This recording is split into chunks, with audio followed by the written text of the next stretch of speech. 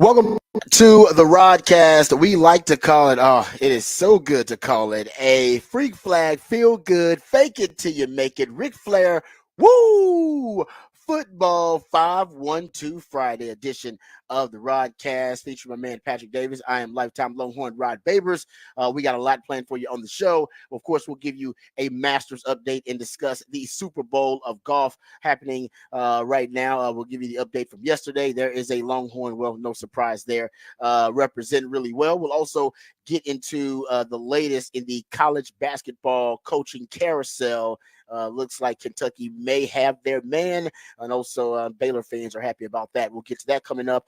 There's also news on the 40 acres. Samaje Burrell has made an announcement that he is hitting the transfer portal. No surprise there after yesterday's announcement from the Texas side of things that he was being indefinitely suspended. So we'll get to that coming up. We'll also hear from Jaden Blue. He was one of the players at the media availability yesterday. Jaden Blue, Jake Majors, also one of those guys in Gunnar Helm. So we'll hear from Jaden Blue, talk some Texas football, go behind the burnt orange curtain. Yes, it's a football Friday because we got spring football to talk about. So we'll do that. Also, the NCAA, finally, there's some common sense that has kind of, I don't know, some way found its way into the NCAA. There's some common sense rule changes, some proposals that are on the table for the NCAA related to the NIL, related to transfer portal. We'll get to that coming up a little bit later on in the show. There is a Rangers report coming up later on in the show as well, and we'll also get to Rod's rant of the day. We got a ton of stuff to talk about,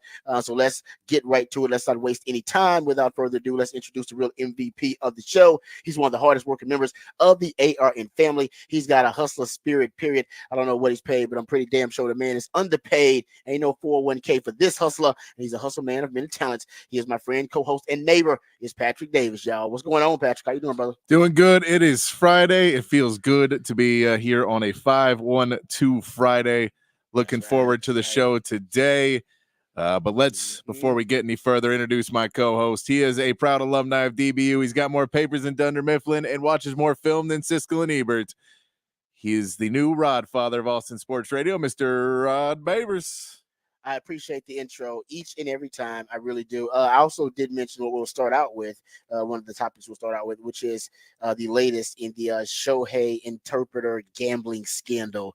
Looks like, according to the records from the Department of Justice, this thing, wow, the numbers are staggering. Yes, they are. The numbers that have come out now about how much Ipe Mizuhara was actually gambling, and then it's just, yeah, it's mind-blowing. So we'll talk about that. We'll get to it because some of those details have been released, and he is facing federal charges now as a result of his, I guess right now it's considered a bank fraud, something along those lines, but is it from stealing millions of dollars from Shohei Ohtani as his interpreter and close confidant. So we'll get to that coming up. That's actually a huge story. So we'll start out with that because we do those details were released later yesterday.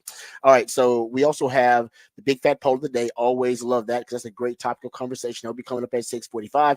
You know what the musically themed day of the week is. It's a 512 Friday. That's when my man Patrick plays jams from local bands and artists that you have a chance to catch live right here in the ATX. So beautiful thing there. So we look forward to a 512 Friday. And also coming up, like I said, later on the show, we do have a Rangers report. So Rangers fans, don't think that we're forgetting about you. We'll talk some Rangers coming up in the 9 o'clock hour when we get to our Rangers report there.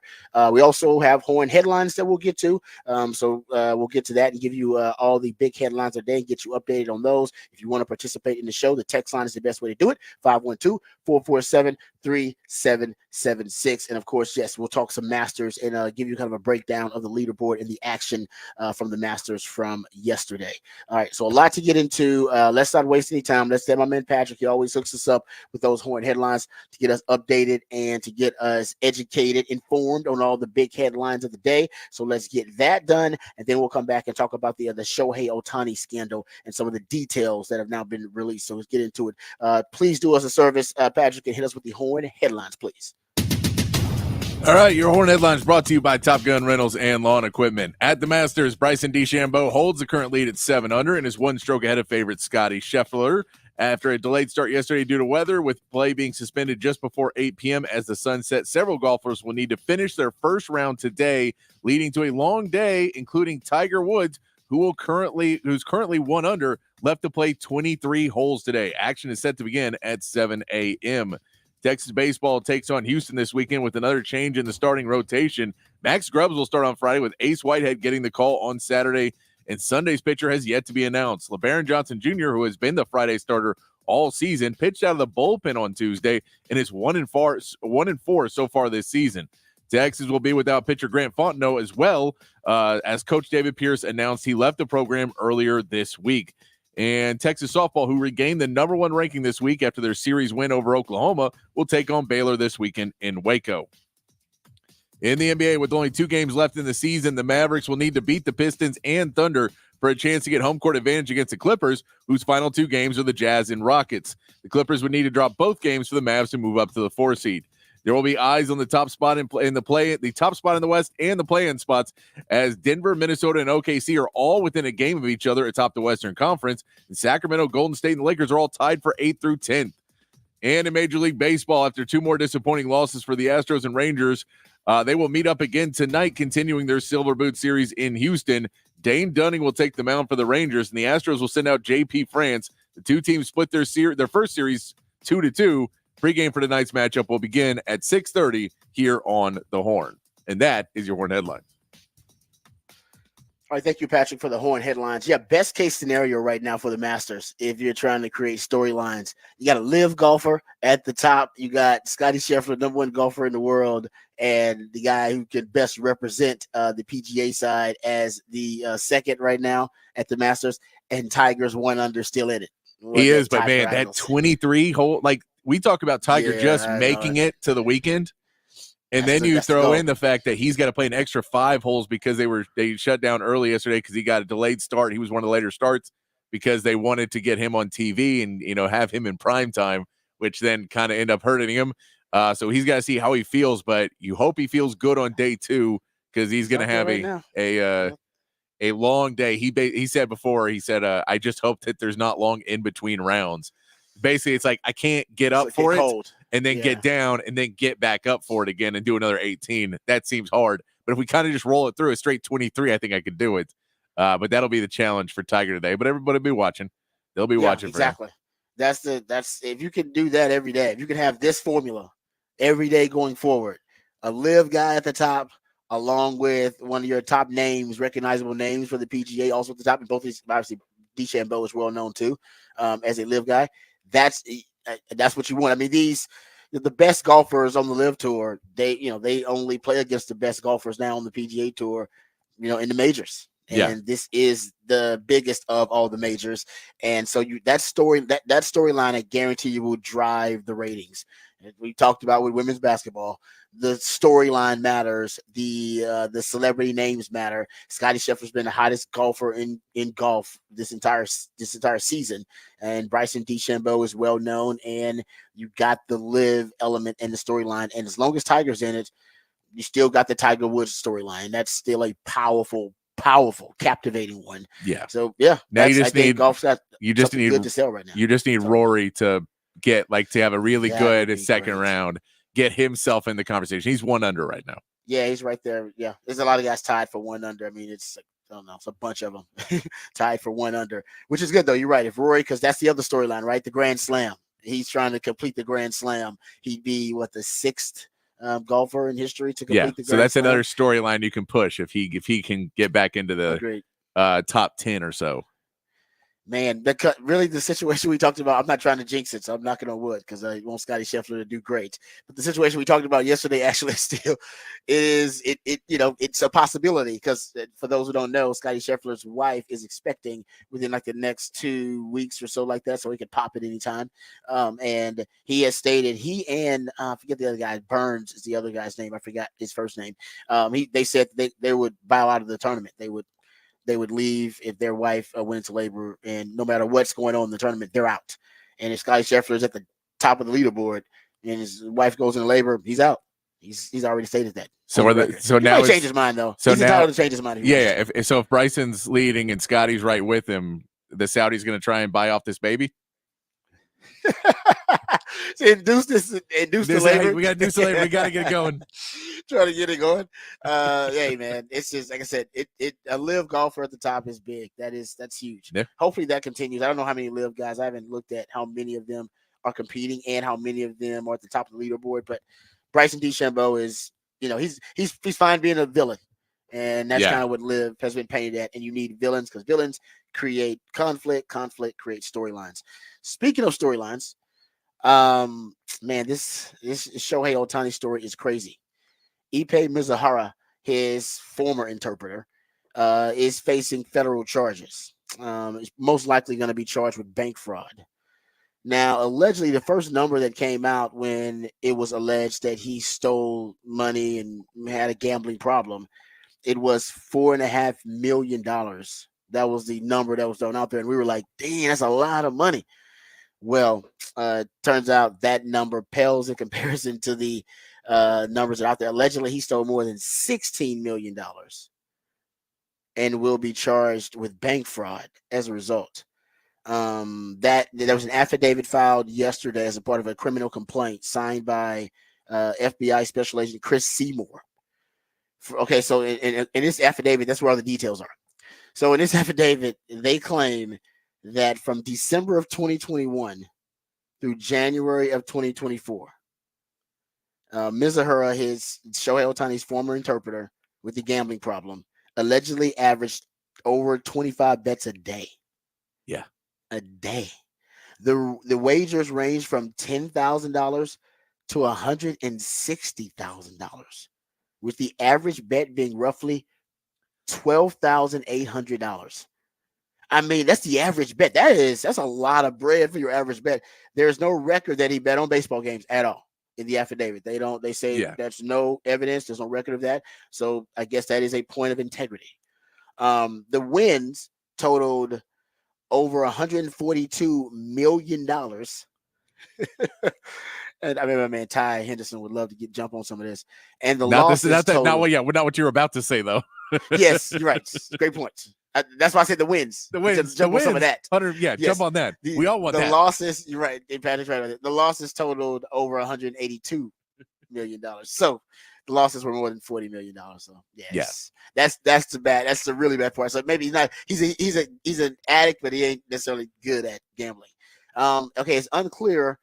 Apparently, where the Mizuhara, he apparently according to the affidavit, impersonated Ohtani at times in order to get money from his bank accounts. So people are wondering, like, how do he have access to the bank accounts?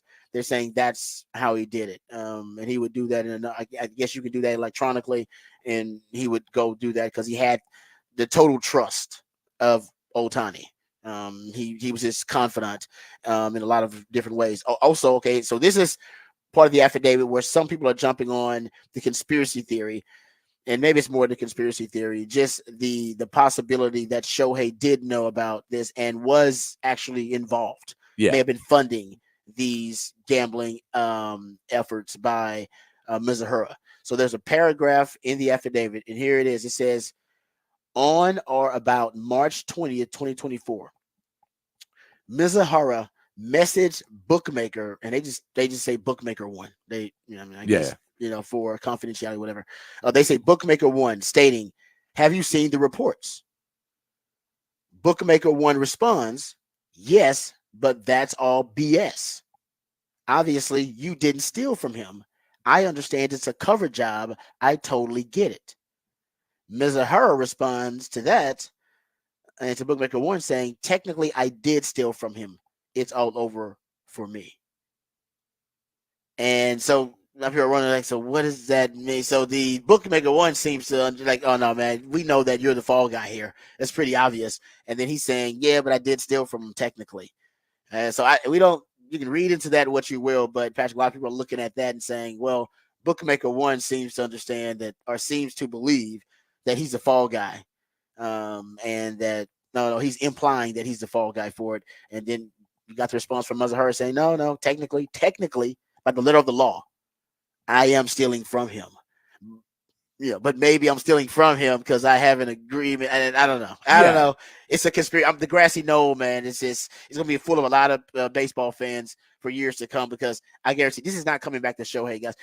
And by the way, in the affidavit, they found no evidence that Shohei was involved or knew anything about it. Yeah, so and I mean, that's when you talk about a compulsive gambler, and that he might also have told this bookie, and there may have been points where he said he was Shohei and talked to him that way, and there may have been points where he lied about this as well to the bookie, and then when he gets caught, he goes, "Oh, well, all those times that you were talking to Shohei, that was just me." Yeah. And all those times, like when I was translating for Shohei on the phone, he wasn't in the room. I was just saying that he was in the room, and I wasn't. Yeah. Like it could have been. It could have been that as well. But association. Yeah, I think the biggest thing we're wondering is, like, how do you get that line of credit? And you're like, well, if you're betting 12,000, 15,000, 20,000, and so if you start with bets like that and you're just betting that for a while, they'll let you go up more and more, because you're just considered a whale at that point. Yeah, they're like, we'll get you what you want, whatever you want. And so that makes more sense on that end. But yeah, I don't know if it was the technically I stole from him is a weird line. Yeah, technically I stole from because what exactly that feels like one of those things that somebody who stole a lot of money but is trying to find the silver lining for themselves. Like, well, technically, like Shohei said, whatever's mine is yours. So I mean, he said I could have all of his things, but technically I went into his bank accounts and impersonated him and stole his money. Technically, that's a crime. But he said it was okay, when I had dinner with him, and he said, mi casa, su casa, and I thought, cool. Well, bank accounts too. Your laptop's in your house. That's good. No, you're right. I mean, they don't go into detail about how he was impersonating him and access and all that kind of stuff. That may come out later, because this is a criminal complaint. But he definitely is going to be charged. I mean, the figures here, the dollar figures, we're talking about some pretty serious bank fraud charges too. So yeah, I'm with you. Like I said, the Major League Baseball investigation, if it's still ongoing, I mean, it's not going to find that if this criminal complaint did not find that there was any connection with Shohei or they knew anything, and then he's going to continue to be cleared by the Major League Baseball investigation. So just that's an easy prediction, guys. That's not coming back to Shohei. It'll all come. Even if I'm not saying that Shohei didn't have anything to do with it, or didn't know about it, but I'm just saying there won't be any proof of it. Yeah, there's not enough evidence right now. If the feds are saying that he's not involved, then you're probably pretty clear. Because baseball, MLB is not going to come out and override the feds. Exactly. There you go. It's not going to happen. So I mean, that's I got to tell you that number though, man, $182 million in losses, and that was a period just from December of 2021 to January of 2024. That is crazy. I can't even imagine just betting that kind of money. That's a high you're chasing. That is, wow. So take you on a downward. Do you know who I really want to get their comment on this? I'd really like to hear what Michael Jordan thinks about this. MJ, hey man, I think MJ's gambling is, I've said this before. He's got a competitive sickness, which is a borderline, kind of addictive habit you got to feed. And I just think he wants to compete at everything, and he likes to gamble on it because his was not necessarily sports betting. I'm sure he did plenty of sports betting too. But you watched The Last Dance. I mean, he was talking about, MJ will do anything, quarters, anything. He'll bet on, he said he used to bet on like the little cartoon races they would play on the Jumbotron, right, in the arena. He would bet on who was going to win, and he would cheat because they said he would go ask like the video guy beforehand, hey, who's going to win, the red car or the blue car or the green car? He'd be like, the green car. MJ's like, all right. And MJ would go out there and then bet with other people who's going to win. And he already knew who was going to win. Like MJ is, man, his competitive sickness is borderline sociopathic. But when they would talk about him driving out to Atlantic City or flying out to Atlantic City and then getting back at like 3 a.m. and then going to practice the next day and playing games, you're like, that's not normal if people would go out there and do it. So I just want to know, talk to him and he'd go, I'm just curious if Michael Jordan sees this story and thinks, average 12,000 lightweight, or if he sees it and he goes, okay, I'm not so bad. I just want to know where he falls on this scale, because it was a lot of money, and it's 25 bets. You have to figure it's in-game betting too, because there's not 25 games a day. It's like, so are you doing player props? Like, what are you betting? And he's not betting baseball. Remember, so Yeah. you're even more limited than you would be. So It's like, how many games are there to bets? Yeah, no, they said that. I mean, it was basically restricted to big time sports like college football, basketball. They said, but no baseball, Yeah. which some people also find suspicious. They say that if Mazahara was going to bet, if he was just betting and going rogue and stealing money and betting on every sport, why would you, pass on baseball? Well, because if it was Otani, yeah, of course you pass on baseball because that's a rule. But I think in his head, the betting wasn't necessarily the problem. He was like, I'm not betting on baseball. I don't think he realized how illegal it was in California. Yeah. And so he just in his head, I'm just betting, which everybody bets. That's not a problem. It was more the amount that it was in the stealing the money. That becomes a huge, huge problem. And yes, it was illegal in California, so that's a problem. But that part, I think, you can explain off as that's ignorance a bit more. The rest of it, the stealing the money is not you can't plead ignorance on that one. I'm going to go with your question on MJ. I'm going to say MJ looks at it and kind of laughs. I think MJ, he's a billionaire, by the way. I think MJ bets big and has been betting real big. He may not do 25 bets a day, but he may do 5, but they're huge. They're astronomical and I could numbers. bet he gambles about that average, because if you're saying bets and then you took in blackjack or roulette or whatever else he's playing, then 25 a day seems like a reasonable amount for MJ. Oh yeah, if he goes to a casino, MJ, it's all all bets are off. No pun intended. He's probably got an app on his phone, and you just see him like, you playing Candy Crush? He's like, nah, I just dropped $2 million. Exactly. No, I mean he's a billionaire, so I mean, sure he's got a lot of money, but I don't think he's billionaire status yet. And this guy was stealing from a multi-billionaire. Yeah, MJ, and I will say that MJ will claim he doesn't. Remember, he's been asked multiple times. He said he does not have a problem. Does not have a gambling problem. No. The interpreter, he has a gambling problem. Yeah, whoever's making the bets for MJ, that guy has a gambling problem, not MJ. No, it's a good point. I agree with you on that. All right, there you go. So that's out there. That's that was the big story that broke late yesterday. All right, Patrick, I know you've been paying attention to the coaching carousel, and I don't know what side you were on in this Kentucky Scott Drew. I think they were courting Scott Drew at one time, reportedly, to be the next head coach at Kentucky. And there were differing reports about what he was going to do, whether he was going to take the job, whether he was going to stay there at Baylor, and he chose to stay at Baylor. And they got another guy, Mark Pope from BYU, who's going to be, right now reports say that he's going to be the next head coach at Kentucky. He's a former Kentucky player. I believe won a national championship with them.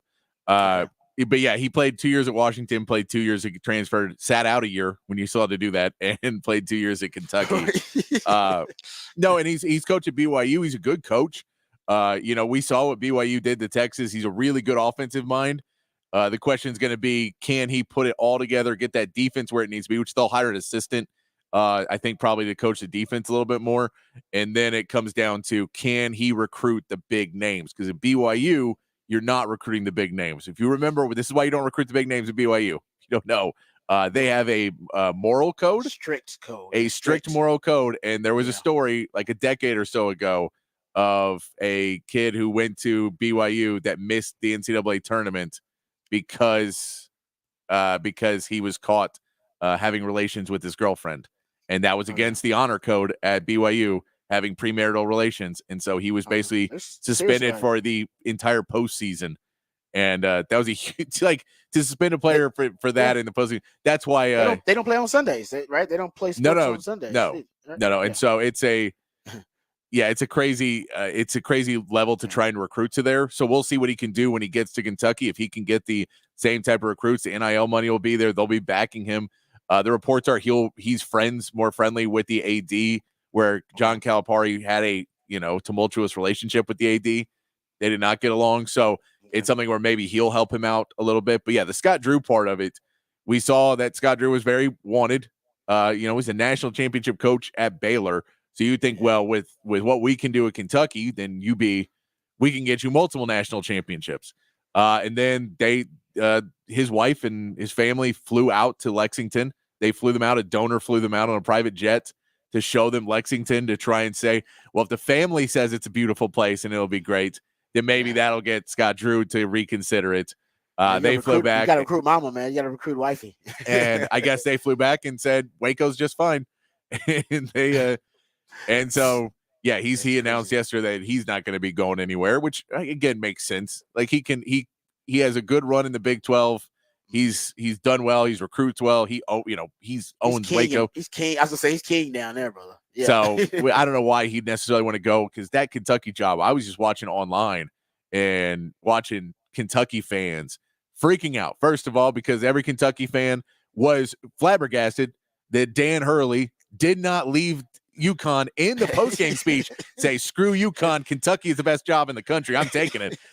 They were flabbergasted that he did not want to take it after winning 2 national titles at UConn, that he wouldn't immediately leave that job to come to Kentucky. So they were flabbergasted that. And then they were trying to convince themselves that Scott Drew was good enough for Kentucky. A national championship winning head coach was good enough for them. Yeah. They were trying to convince themselves, and then he turns it down. So it kind of went into full meltdown mode.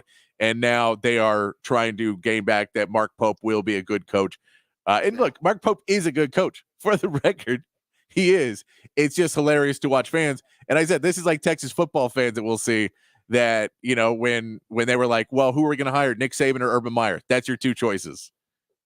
And you go, yeah, pretty much. Well, maybe that we should aim a little bit different than that, because we're probably not getting one of those guys.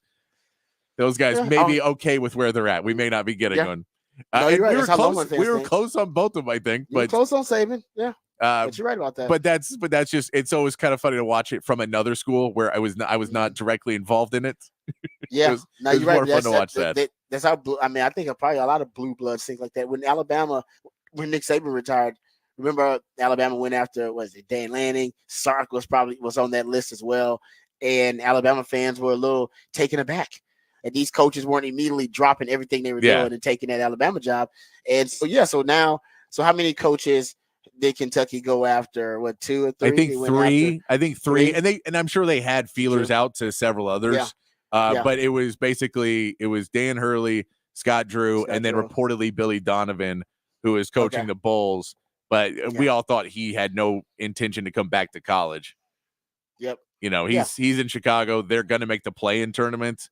So they'll at least be playing still for a little bit longer. So that would have taken another couple of weeks or another week at least, before he would have been able to come. And I think it's in that point where the transfer portal is coming, and you're talking NBA draft and recruiting. You just can't lose time. The same thing as we said with Alabama, where they had to get somebody quick, because basically you lose your entire program. You're starting from scratch.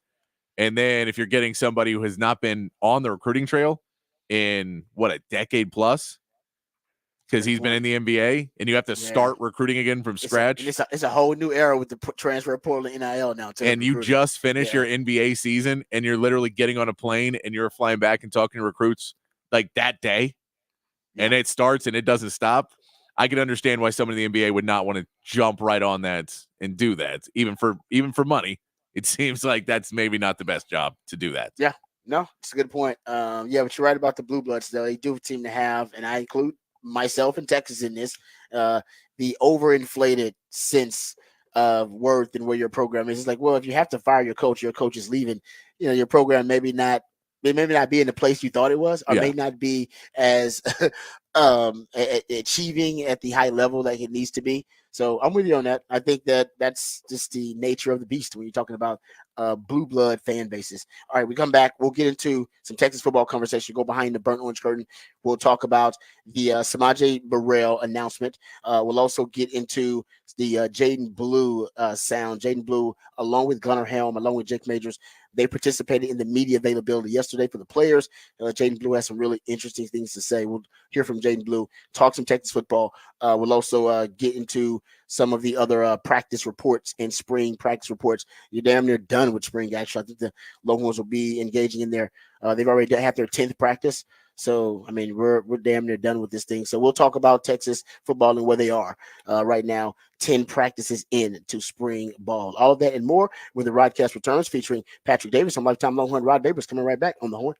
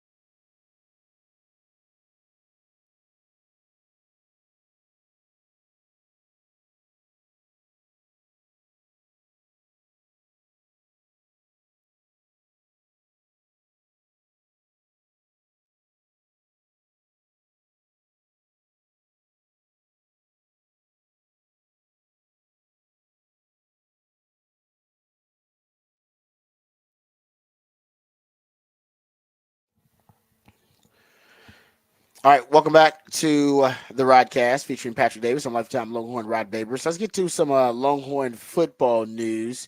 Yesterday, we learned that Texas was putting Samaje Burrell on indefinite suspension as a result of his reportedly his role in a crash with Tavondre Sweat, where we ended him, and then Tavondre Sweat ends up being charged with the DWI.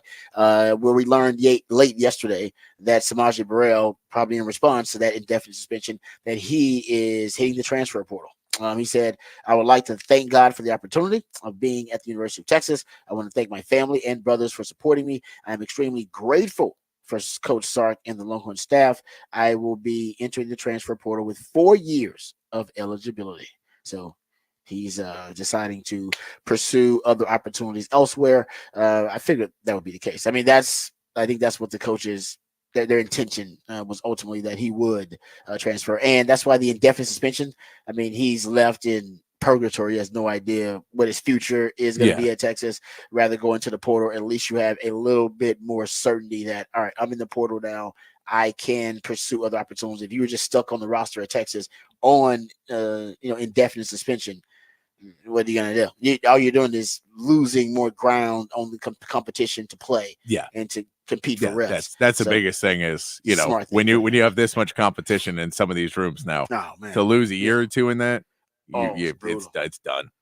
Yeah, he knows, and exactly. He sees the writing on the wall. He's in those position rooms. He knows, hey man, I was already fighting for my life to get every rep I could before the incident. And now I'm suspended, and I'm in the doghouse with the coaches. Best you go somewhere else with a fresh start. So best of luck to Samaje Burrell. Yeah, this is what the transfer portal is for. I mean, listen, it's bad. Obviously, what happened for the young man, and it's bad that the coaches have to put him on indefinite suspension. But just because you made a mistake, that shouldn't necessarily ruin your football career. You learn from that mistake. You learn a lesson. You move on. You can have a fresh start somewhere and still pursue your athletic goals and your professional football career somewhere else. And trust me, there are a lot of schools, I'm sure, that were really high on Samaje Burrell when he was being recruited, and they're going to see his name in the transfer portal, and they'll get giddy about it. And you go, hey, man, I really like that guy. That's why finishing second in recruiting has never been more important. Never been more important. It used to be back in the day when you would lose on a recruiting battle, you just lose a recruiting battle. It's like, damn it, I lost out on that kid. That sucks. I guess I'll see him when we play against him, or I'll see him down the line when he gets drafted, whatever. Now you got to recruit to the whistle, because finishing second or a close third in recruiting never been more important, because the likelihood of that guy hitting or that young lady, ain't talking about any sport here now, hitting the transfer portal and then deciding, damn, you know what? I didn't like that school. I made the wrong choice. Who was second on my list? Boom. And then automatically if they hit the portal, and then that coach, even if that coach is somewhere else, by the way. Even if that coach is somewhere else, that coach is at another place, which happens a lot too, or if at the same place, that the first name program that comes to mind was who finished second in your recruiting. I've been told this by players, when you hit the transfer portal, when you're thinking about it, it's like, you know what, man, maybe I made the wrong choice. I mean, just look at Quinn Ewers. Quinn Ewers, Texas was a second choice. Sark was a choice for him as well that he liked. And when those two merged and he wasn't playing at Ohio State, he said, well, now Sark, who I really liked when he was recruiting me at Alabama, and Texas, who I wanted to play for my whole life, well, now they're together, and so I want to come down there.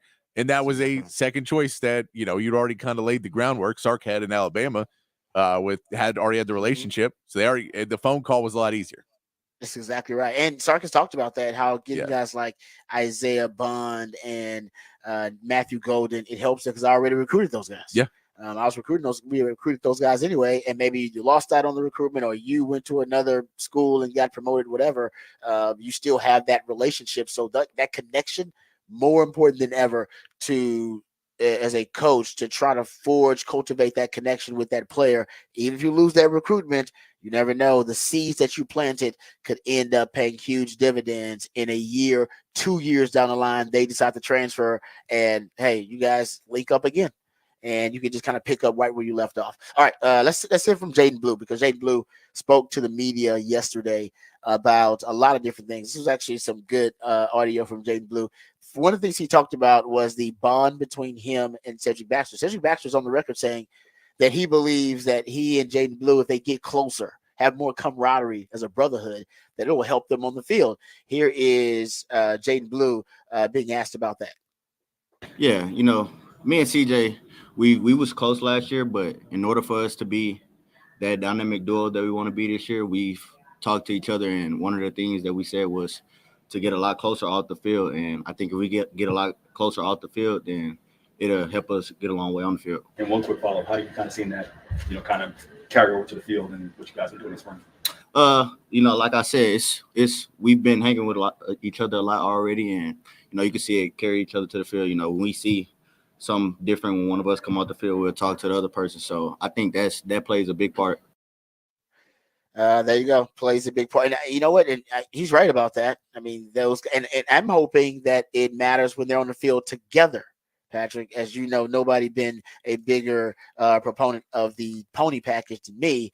I think I would love to see those guys in the backfield together. And we saw it, by the way, in the Sugar Bowl. Matter of fact, they started out, their first touchdown drive where we were running that pony package.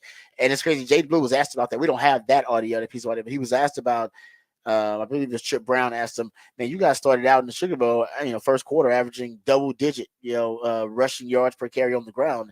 And he said, yeah, Coach Choice told us we could run it on them, that we can run the ball on Washington. And I think to myself, so Coach Choice knew they could run the ball, which means Sark knew they could run the ball. Why didn't they run the ball more on Washington? But I get it. Obviously, we won't get back into that. I won't rehash that. But Jaden Blue and Cedric Baxter together on the field, though, I do think those guys in that specific package can be deadly, just like a Rojo and a Bijan, because their skill sets complement one another. They really do. I mean, Cedric Baxter, downhill runner like a Rojo, and Jaden Blue is the guy, versatile. You can get him on the edge, and he can do some things out in space a little bit better. Yeah, no, I think working together, and it's all trying to use that mental bandwidth of, where you talk about having, trying to push yourself and the competitiveness. Yeah, you want to be the guy, but if you can use your competitiveness of, hey, I really want to kill somebody, to be on the other side of the ball, and you got your teammates back, and you can be healthy competition with him of who's the better back. You can have that healthy competition, and then the one where you're gonna, really go after someone on the other side of the ball, instead of having a running back room where you guys aren't close, so it can get contentious when you see the box score and, well, he got 14 carries and I got 3 and I got to block all game, and I don't want to sit in there and block all game, and he's getting these carries. And so if you have that better relationship and you're rooting for each other on the sideline and you're helping out, then you feel much better after the game. You're ready to go back into practice on Monday morning or Sunday morning or whatever it is, and feel good about it going forward, and then just get focused on the other team as opposed to focused on what's happening in the running back room. No, I agree with you on that, because Rojo and Bijan had a special relationship, and I think it has enhanced that running back room and the culture of it. And even last year, right, Jonathan Brooks talks about how he supported Cedric Baxter, who won the starting job initially, and then lost the starting job to Jonathan Brooks because Jonathan Brooks had such an amazing season. And I think now there's just camaraderie with them, and I think that's why they're talking about, let's get closer as running backs so that we are genuinely happy for each other when somebody's out there and genuinely supporting each other, and it's not fake. So I agree. That's a really good point. And I mean, and I heard a funny story the other day about JJ Redick talking about Kobe Bryant and about when they were just doing like team pools for Team USA, and he was first time he met him, and they're doing and they shoot around, and they're after they finish practice, Kobe's like, hey, do you want to shoot some balls? He's like, oh yeah, man, I'm gonna shoot around with Kobe. And so he's going up there and starts shooting. And he's like, what are we doing? And he realizes Kobe's watching how he's shooting and watching everything he's doing, because he wants to learn, okay, this guy's one of the best shooters. How do I improve my shot? So I'm watching his form, how he's lining up and everything. And so when you become closer and you have little bits where you can help each other with, hey, man, I saw you taking that left turn. I saw you when you go left, you're doing this little piece. And when you're, when you're trying to go in that, when you're trying to go through a tackle, you lower your shoulder, but you keep your head up too much, and just little things like that if you see or something that one guy does that's better, you can help each other both improve because you guys are going to be around each other. Becoming better friends off the field means you still talk about football all the time because all these people. That's kind of what everybody does. Yeah, no, I totally agree with you. There's no question about that. It does help you. I remember that experience when with Kyle Shanahan and Chris Sims and getting close with Bo Scaife. Getting close with those guys. They were all offensive guys, so we talk ball, and I would get tons of tips and clues about why the offense was what they were trying to achieve when they motioned this, when they used this formation, this personnel grouping, and just picking the brain of those guys because they were all offensive guys. And the closer you are as a group, they're trying to help you. I remember, you get I'd get coaching from those guys, like after, let's say, Sims threw a great post route to Roy Williams, and then he'd run over there after and go, "Hey, you know what I saw? I saw you open your hips. I saw you open your hips the wrong way. We knew we had you." And boom, that's all. I was like, "Damn, all right, yeah, that's a great point. I totally agree." And that's a brotherhood, man. Okay, let's hear from Jaden Boy. Another cut. Talking about patience, and this is another thing the running back room seems to have, this unique element where the players are willing to be patient to wait their turn. Saw it with Rojo. Bijan didn't have to wait. Bijan needs to be out there, but saw it with Rojo, saw it with a guy like Jonathan Brooks, and now you're seeing it again with Jaden Blue. Here is Jaden Blue when he talks about why he's willing to be patient in this running back role.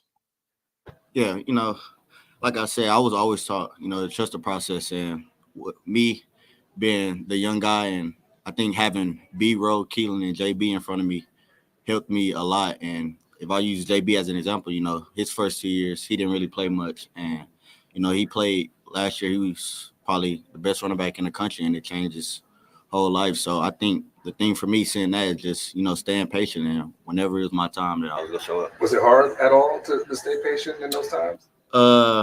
Not really, because I knew that, it was always a plan for me. So I think it was never really hard knowing that it was guys in front of me that I could learn from. There you go. And like I said, they've established this because they keep putting guys in the NFL and guys having, elite seasons and career years. Why wouldn't you be willing to wait? Because you see the path. You see the path. The path is clear in front of you. Grind and learn and wait. And grind, learn, and soon it'll be your turn. I said to Dr. Sushi like that. And man, and we know that if you talk about one position that is about mileage, where you go, I don't need to start 3 years at running back. I'd love to have the records, but I don't need to get the bulk of the carries for 3 years and cut my NFL career by a couple years because I'm just putting on so much mileage on in college. It's not necessarily the worst thing to really only be the starting guy and be, the heavy back for a year or two instead of 3 to 4. That's not necessarily the worst thing. No, it's interesting you bring that up because we know the NFL now, they have that mindset as well. Like, no, I don't want a running back who's been a workhorse back in high school and in college. No, I want a guy that's going to be fresh so that I can get the best version of that back. Interesting you bring that up because that was one of the reasons that Jaden Blue says he skipped his senior year. He's been asked about this a lot. Remember, he skipped his senior year. It was a big issue then. Now, guys skip their senior season all the time. Not even a big deal. But when he did it, it was pretty much unprecedented. Guys didn't do that. Here's Jaden Blue when he was asked about that situation and skipping his senior season.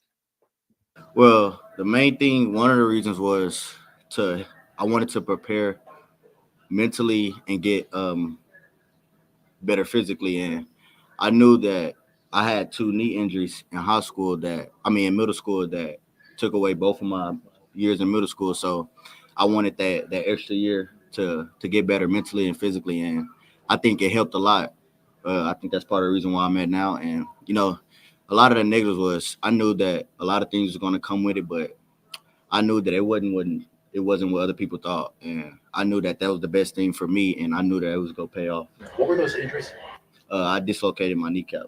The same kneecap twice? Yeah. There you go. So Jaden Blue, he's talking about what you're talking about, Patrick. He's like, nah, I want to be fresher. So this young man is probably mature beyond his years. Corey Mose, who does a great job covering the team, he actually had a mashup of Cedric Baxter and of both Jaden Blue and Cedric Baxter talking about the philosophy that you just referenced, Patrick, of shouldering the load, of sharing that load and the burden of the touches in the backfield so that you don't, wear yourself out as a running back here. So the first time you hear it, it's actually Jaden Blue, and then it's Cedric Baxter, and then it's Jaden Blue again. So here is the mashup from my man, Corey Mose over there at KVU.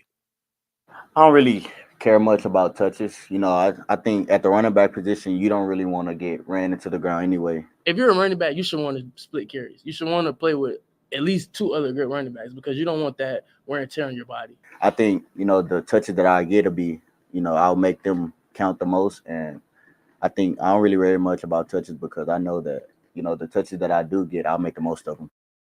These guys are paying attention, Patrick. I heard Jaden Blue reference the devaluation of the running back position. Yeah. In the NFL, they're talking about sharing carries and touches, like you just remarked about, and even him skipping his senior season shows a maturity, or at least shows that he's being advised. Hey, man, at running back, you can't. Your shelf life is short and unique. So you need to keep that in mind with all the decisions you make about your body and about your path to the NFL. And he said as well, I had a quote here about it, and he said that his plan is to go to the NFL after this year. His plan is to go to the NFL after this year. That's the plan. Doesn't mean, he's adamant on it and he's that committed to it. That's the plan. And he's hoping that he has a breakout season good enough where he would warrant being drafted. Yeah. I mean, I think everybody would love to be able to get drafted, after the junior year. And hopefully for Texas fans, he has a great season, and so does CJ Baxter. Right. And that you keep recruiting, and there's always guys next in line. It is always next man up at Texas right now, which is a very good feeling. That running back room is continuing to produce top talent. So it only helps you in recruiting if Jaden Blue has a great season and he gets drafted. If you get a running back drafted in the first 3 rounds over and over and over again, yeah, man, it's crazy. It'll help you out. It helps you out in recruiting. Makes everybody's job easier. Yeah, there's no doubt about that. I totally agree. So there you go. So Jaden Blue signing. We didn't play all of it. There's actually another good clip of him talking about the speed, him being one of the, if not the fastest guy on the team. We'll get to that coming up a little bit later on. But let's get to the break. We got the big fat poll of the day coming up next. Also, our first selection of the musically themed day of the week. We'll get into all of that and more right here on the Rodcast featuring Patrick Davis. I'm Lifetime Local and Rod Davis coming back on the horn.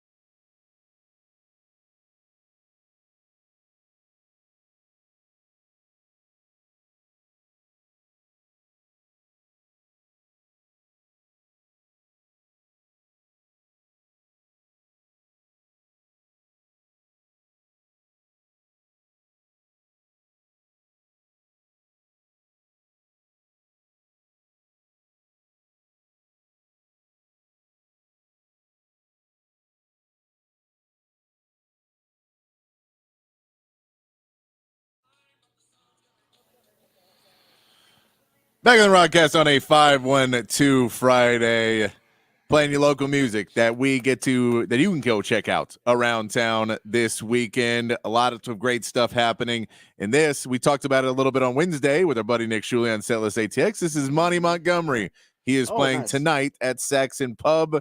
Monty is just an amazingly talented guitar player, singer, and everything he does. So if you want to go check out a really cool show at Saxon Pub tonight, Monty Montgomery is at Saxon tonight.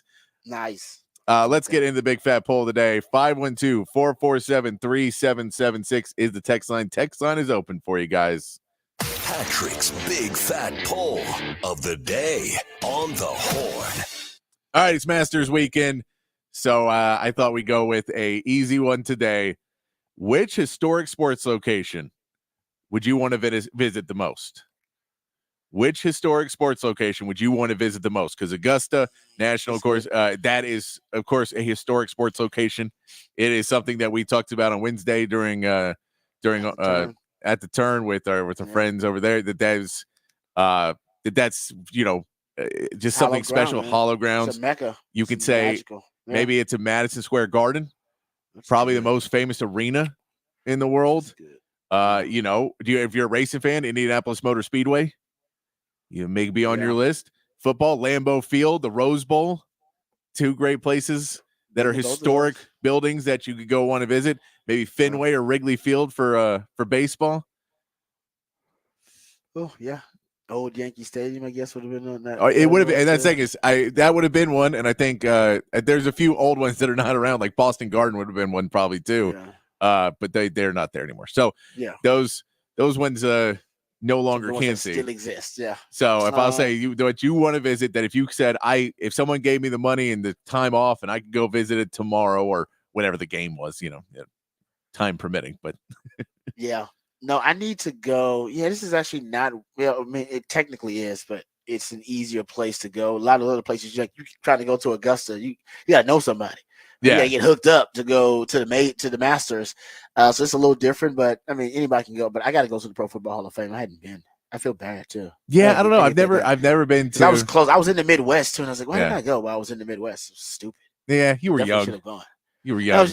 I was young. Now I'm like, oh man, that's cool. I'd love to go see it, and I probably should have went when I was in Detroit or Chicago. Yeah, but you wouldn't have appreciated the same way. You just walk through and you're like, that stuff. Yeah, I don't.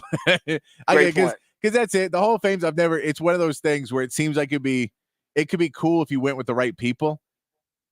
Yeah, you're right. I think at the right time. At the right time with the right people where you got to talk about the things that were happening and you were doing. But if you just walk through and you look at it in today's age, I've been by myself probably too or something. Yeah, in today's age too, there's a weird part about Hall of Fame because you go, well, I can just look all this stuff up online. So unless you're really, taking it in and having that experience, I don't know if it would be on the top of my list. But I'm also somebody who's I'm much more of if I know what it is, I don't need to go do it as much. But there's certain places, and that's what these buildings. You want to get the experience of being there. You want to walk through the halls. You want to try and feel the history of those places. So where is it? Tell us on the text line 512-447-3776. Which historic sports location do you want to visit the most? It's a good question. It makes you ponder. I'll come up with a really good because a lot of the places I got a chance because I've been blessed. To go to. I mean, Lambeau Field. I played on Lambeau Field. It's pretty damn cool. Did you ever play at the Rose Bowl? When it was cold? No, didn't play at the Rose Bowl, but I was. You've worked there. Yeah, I was working like sidelines, not sidelines, but I was working the game when Texas played in the Rose Bowl twice. Yeah. So we've experienced that at least from a somewhat of an insider perspective. Trying to think of what else. Yeah, I guess college football has some really nice old stadiums. Yeah. Michigan and the big house I've never been. That's gonna happen. That hopefully that can happen. This upcoming season. Yeah, that'd be cool. That'd be a fun one. That's kind of one of those meccas, if you will, of college football. So yeah, I mean there are a bunch. I mean you're right. There are a few of these, but yeah, the Masters are probably the top of the list for everybody. Masters up there. Did you ever go? I'm not even a golf fan, but I would go do that. Did you ever go to Madison Square Garden when you were in New York? I've been to Madison Square Garden. Yeah, I've gone to Madison Square Garden a couple of times actually. So that wouldn't be. Like I said, I've been to some of these places that I've been to Rucker Park. I've been to Nice. some of these places that just because I've got a chance to travel, so I went to some of these spots. So yeah, my list isn't as long as it should be, but I'll find you a good one. I'm thinking about it. I'm pondering. I'll find you a good one. Yeah. There you go. Good question there for the big fat poll today. What historic? It has to still be around. You can't be harkening back, which can't jump in the time machine. You and can't. go You can't back. jump in the time machine and Yeah, you can't do that. Which are still around right now. What historic sports location? You see, you don't consider. See, some people might want to go to. Yeah, I mean, it's got to be a set spot where it's there all the time. So that that's would what I be say. the key It's not too. like the Super Bowl. It's Yeah, you not. can't say an event. You got to Yeah, go because same that's place all the time. sometimes great, but it depends on, like, if you said I want to go to the national championship of basketball, you go, well, I wouldn't have really cared to go this year. It's in Yeah, Phoenix, and it yeah. was two teams that I didn't care about a lot, and Yeah. it wasn't a great game. So that one, if you go, yeah, I'd love to go to a great game of it, and especially like if Texas is in it, I'd love to go. But I'd say these are historic places where you'd really want to go. And then, I'm waiting for someone to throw out the Roman Coliseum and see if we can edge that one. No. Technically, the Astrodome is still around, so you can go hang out in there. Technically, it's still around. But How much does it smell like cat pee? It used to be a wonder of the world. It probably does. It stinks from even outside. You can smell the Astrodome. It does. It's odorous. It does have a stench. Well, I mean, that's the city of Houston, right? Yeah, they can't, but because there's been like a battle over it in court. They can't tear it down for some. I think it's like historical. Yeah, people are trying to landmark or fight to something. keep it open because Historical somebody status. wants some billionaire to come in and like renovate it, which is never going to Yes, pretty happen. much, and turning it into something else. It's like, no, it's just an eyesore now in the middle of H-Town. Yeah, and some of those prime real estate just sitting there and getting dusty and old and stank like that. And then Astro World that goes down across the street. It's they already that's gone. That's gone. They already they got rid of that. They got I think they got either condos over there and something else over there. Oh, yeah, I believe Astro and Water World gone. Yeah. Different era down there now. All right, good stuff there at the big fat poll today. Always an interesting conversation. I'm gonna find a better spot. I'm gonna think about this, about a great all-time sports location that you want to visit, like Augusta at the Masters. All right, we'll get back to that. Also, we'll come back. We'll get into some of these potential rule changes. The NCAA might be right now using some common sense in one of these rule proposals, these rule changes. So we'll get into that coming up next segment. Also, Rod's rant of the day. We'll also dive into the Horn headlines again. All of that and more right here on the Rodcast featuring Patrick Davis. I'm lifetime Longhorn Rod Babers coming back on the Horn.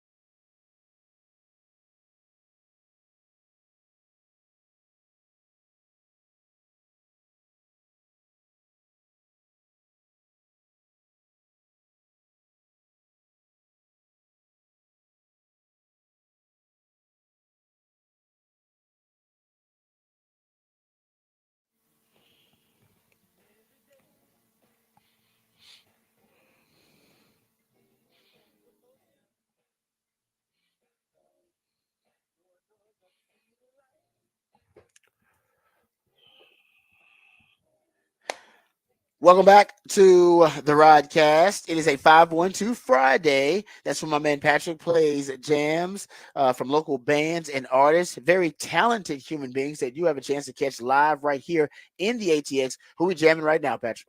This is the Peterson Brothers. They are doing a album release show Saturday at Antone's. Very talented young men. Just really good band.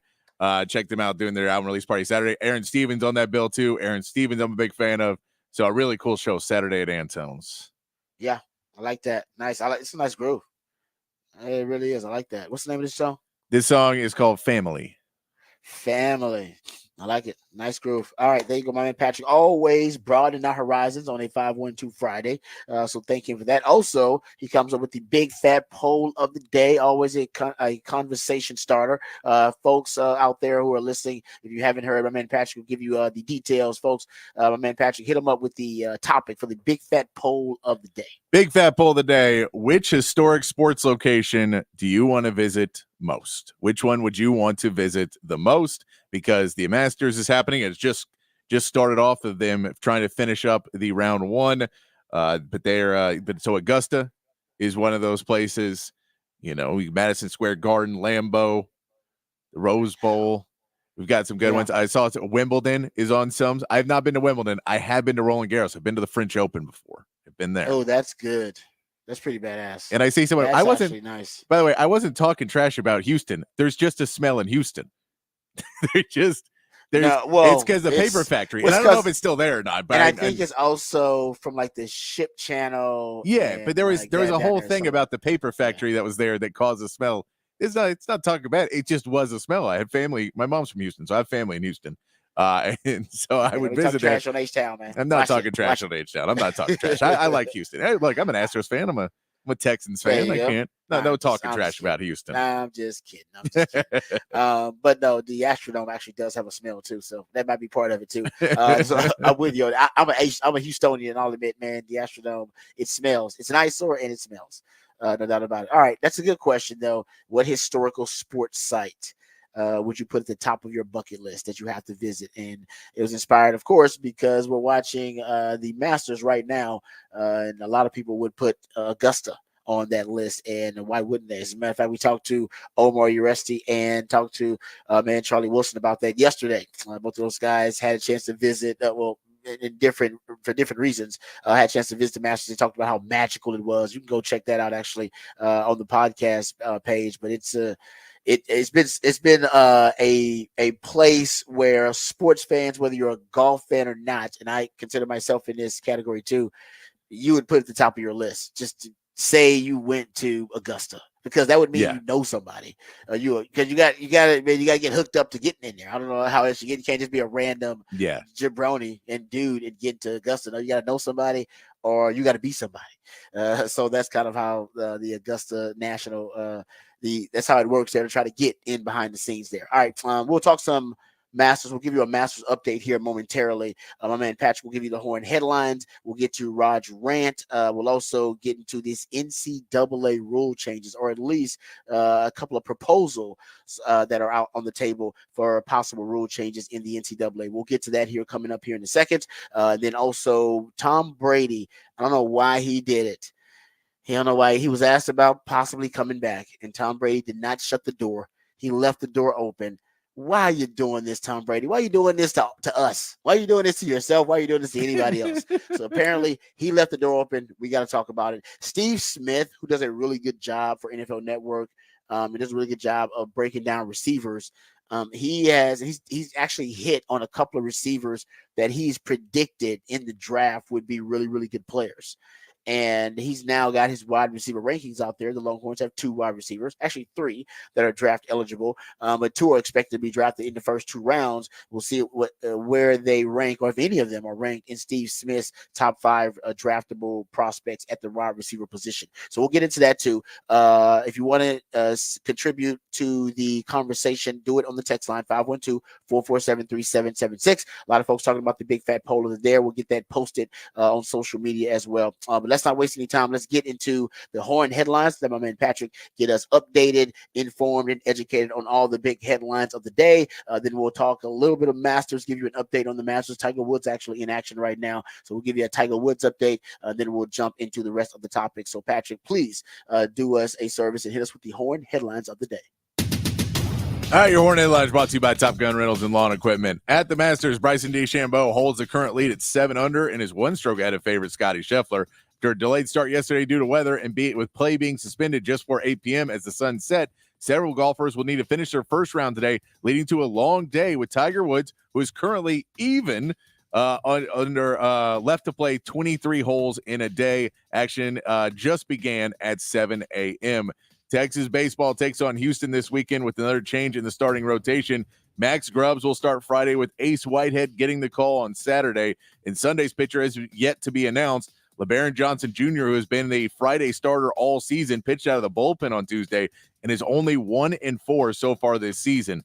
Texas will also be without pitcher Grant Fontenot as Coach David Pierce announced that he had left the program earlier this week. And Texas softball, who regained the number 1 ranking this week after their series win over Oklahoma, will take on Baylor this weekend in Waco. In the NBA, with only 2 games left in the season, the Mavericks will need to beat the Pistons and Thunder for a chance to get home court advantage against the Clippers, whose final 2 games are the Jazz and Rockets. Clippers would need to drop both games for the Mavs to move up to the 4 seed. There will be eyes on the top spot and the play-in spots in the West as well, with Denver, Minnesota, and OKC all within a game of each other atop the Western Conference. And Sacramento, Golden State, and the Lakers are all tied for the 8th through 10th spots. And in Major League Baseball, after 2 more disappointing losses for the Astros and Rangers, they will meet up again tonight, continuing their Silver Boots series in Houston. Dane Dunning will take the mound for the Rangers, and the Astros will send out J.P. France. The 2 teams split their first series 2-2. Pre-game for tonight's matchup will begin at 6:30 right here on the Horn, and that is your Horn headlines. All right, thank you, Patrick, for the Horn headlines. Yeah, and I said earlier, if the Masters could kind of set up their own storylines here, they're right now in the best case scenario because you got a live guy at the top, you got Scotty Scheffler, who is the number 1 golfer in the world. You got Bryson DeChambeau, recognizable name for live, also at the top of the leaderboard, and Tiger. Tiger's still in it. I think he's even right now, but he's still in it. He was 1 under, I think, to start today. But as long as Tiger's still in it, you got a really good storyline there. And Rory McIlroy is 1 under, which is also, I think he will have a later start time for him. But Tiger's right now on the course, so people are watching. Tiger still in it, and when Scheffler and DeChambeau tee off, which will be later on the day. I think it's at like around 11 o'clock, and then around 12:48, I think, for Scheffler is when he'll tee off. Then you'll keep a lot of the crowd and the audience later on too if Tiger fades. But Rory shouldn't fade. Rory actually should be in this thing late, and that's a great storyline, as you talked about, because he is trying to get the Grand Slam and the ever elusive Grand Slam for him. But a lot of people are following that. So as long as you got storylines, I think the Masters will have a really, really good weekend. If they lose some of these really good storylines and you have guys who are making a run, who are not as recognizable, nothing wrong with that, then I think ultimately the crowd, the audience could fade for the Masters. At least, my attention span may not. Yeah, I don't know if I would have the bandwidth for it if there's no Tiger and there's no kind of live PGA conflict and storyline. Yeah. And that's, I want to see. I mean, the reality is, if Tiger Woods can play 23 holes in a day, take a break, come back and, get back up for it, play 18 holes, stay within the cut, and then come back and be able to get up and play on Saturday morning. That kind of is a story in its own. If he's able to do that, because physically he's just not been able to do that for the last couple of years. So that would be a big story if he's able to pull that off. Hopefully he will, because I know we all enjoy watching Tiger Woods, even when he's not at his best. He's just a captivating figure at this point. So you want to watch what he does. But then Scotty Scheffler, you just hope that baby holds on. Don't come out, baby. Don't come out, baby. I hope mama, I don't know where she is. I don't know if she's there or if she's at the house, whatever. But for those who don't know, Scotty Scheffler is expecting his first child. and that's going to happen in the next 2 to 3 weeks. So she basically could go into labor at any time, and he has stated on the record that he is going to withdraw from the Masters if she goes into labor. And right now, he is second on the leaderboard at 6 under, and he's the number 1 golfer in the world. Not a lot of people, he is the top pick for a lot of folks to win the Masters this year, and has the best odds to win the Masters this year. But Bryson DeChambeau, I love that you got a live golfer up there at the top. I don't know how many of the live guys are actually participating, but that's there in terms of storylines. That's one of the top ones. This is the biggest event, and there's only a few of them where the best live guys go up against the best PGA guys. They're trying to, obviously they would like to have a collaboration, and they'd like to combine both the live and the PGA Tour. But right now, those efforts have been unsuccessful. So you still have the storyline of live versus PGA, and then Tiger's always a great dominating storyline, and then Rory's a great storyline. Other than that, I don't know if you have a lot of natural built-in storylines other than those 4, and those are kind of the 4 that I hope they can maintain through the weekend. But you're right about Tiger. It's the recovery that's killing Tiger. Tiger looks great initially. It's the recovery, as anybody knows, with Father Time catching up to you. It's the recovery after an injury, or recovery after a hard day, or recovery after a hard workout that really hurts you. Yeah, you don't perform at the elite level you once did physically, that peak performance you once had physically, but you can get through a hard day. And Tiger can get through a real hard day. I think you said 23 holes he's going to shoot 23, today. yeah. So he was only through 13. I think he can get through it. But the question is, like you said, tomorrow, the recovery. Yeah. Does he have the ability at this age, after all the injuries, to recover and still play at a high level? He hasn't been able to do that. Yeah, I mean, and he said this is a guy who's had all those injuries and then got in a car wreck where he almost lost his leg, and they had to repair his leg completely. And what was the story we heard? Like, what was it, a year ago, that there was a screw sticking out of his skin after he played around? And when you heard, well, I don't think I can play the next day. Oh, tough it out, Tiger. Would you like to see the screw sticking out of my foot? Okay, Tiger, you can go on home now. Yeah, dude, he's got like the leg of a bionic man. I can't imagine how many screws and stuff they got, rods they got put in that thing. Because I think they were talking about amputation and all that kind of stuff at one point. Like, it was really, really bad. And now Tiger's out there. He is kind of a walking marvel in itself. And you're right, that's a storyline itself. Tiger's health. Tiger's recovery. That's also a big storyline. So there you go. The Masters happening right now as we speak. We'll give you an update. Not much change at the top of the Masters leaderboard, although Homa and Hojgaard are actually in action right now, and they are 3rd and 4th. I think Hojgaard is on 17, and Homa right now is on he's on 14 through 14, I should say, and they are 4 under and 5 under, so they're 3rd and tied for 4th right now. Those are the only guys in action at the top, very top of the leaderboard. All right, let's get to some of the other action. I want to get to some of the other topics here. So the NCAA has a new president. Most people don't know this, and they're not paying attention. His name is Charlie Baker, and he is actually proposing some very progressive rule changes for the NCAA, and he's trying to remove the red tape. He's trying to remove all the red tape and he's trying to disassemble the bureaucracy of the NCAA and make it more of a common sense organization. It may be too late, but he's doing his best. First of all, this is my favorite. This is something that I've been talking about for a long time, and it's my favorite proposal on the table for a new rule change as relates to the transfer portal. And this is fantastic. It's something that actually I brought up, maybe like 8-9 years ago. Yeah. And I've been on this bandwagon for a long time, saying that they should tie the transfer portal. Right? They should tie your transfer portal status and your transfer portal access to your GPA.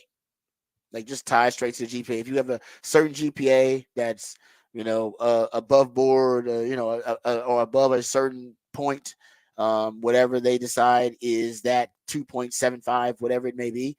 If you have a certain GPA or higher, then you should be able to transfer without penalty as much as you want, period. And then the NCAA can ultimately say, listen, we're about academics. We reward academic achievement. We reward academic excellence. If you are, a certain GPA, you can transfer whenever you want to. But if you're not, then you are subject to the old rules of, having to sit out a year. And, you would ultimately think, like, man, a lot of guys are going to be transferring. Well, not if you make the GPA high enough. Truth is, I remember Texas being teased, the University of Texas football program being teased. This is probably like in 2019 on social media, because they put out that they had their highest semester cumulative GPA as a team in 2019, like highest in the history of the football team. And if I'm not mistaken, it was a 2.89. Like that was their average, and it was the highest in the history of the program. Dude, if you just make that means most of the guys are hovering around 2.8, 2.7. If you make the required GPA, like, hey man, if you're at 3.0, you can transfer whenever you want to, however you want to. And we will not restrict you. You will not have to be subject to any suspensions, or you won't have to sit out a year, and just make the GPA high enough. And that way you can at least claim that you're prioritizing, emphasizing academics, even though we know you don't care about that. You have a money compass and not a moral compass. Well, that's what this guy, Charlie Wilson, the new president, is proposing. Ross Dellinger reported this, as well as Nicole Auerbach.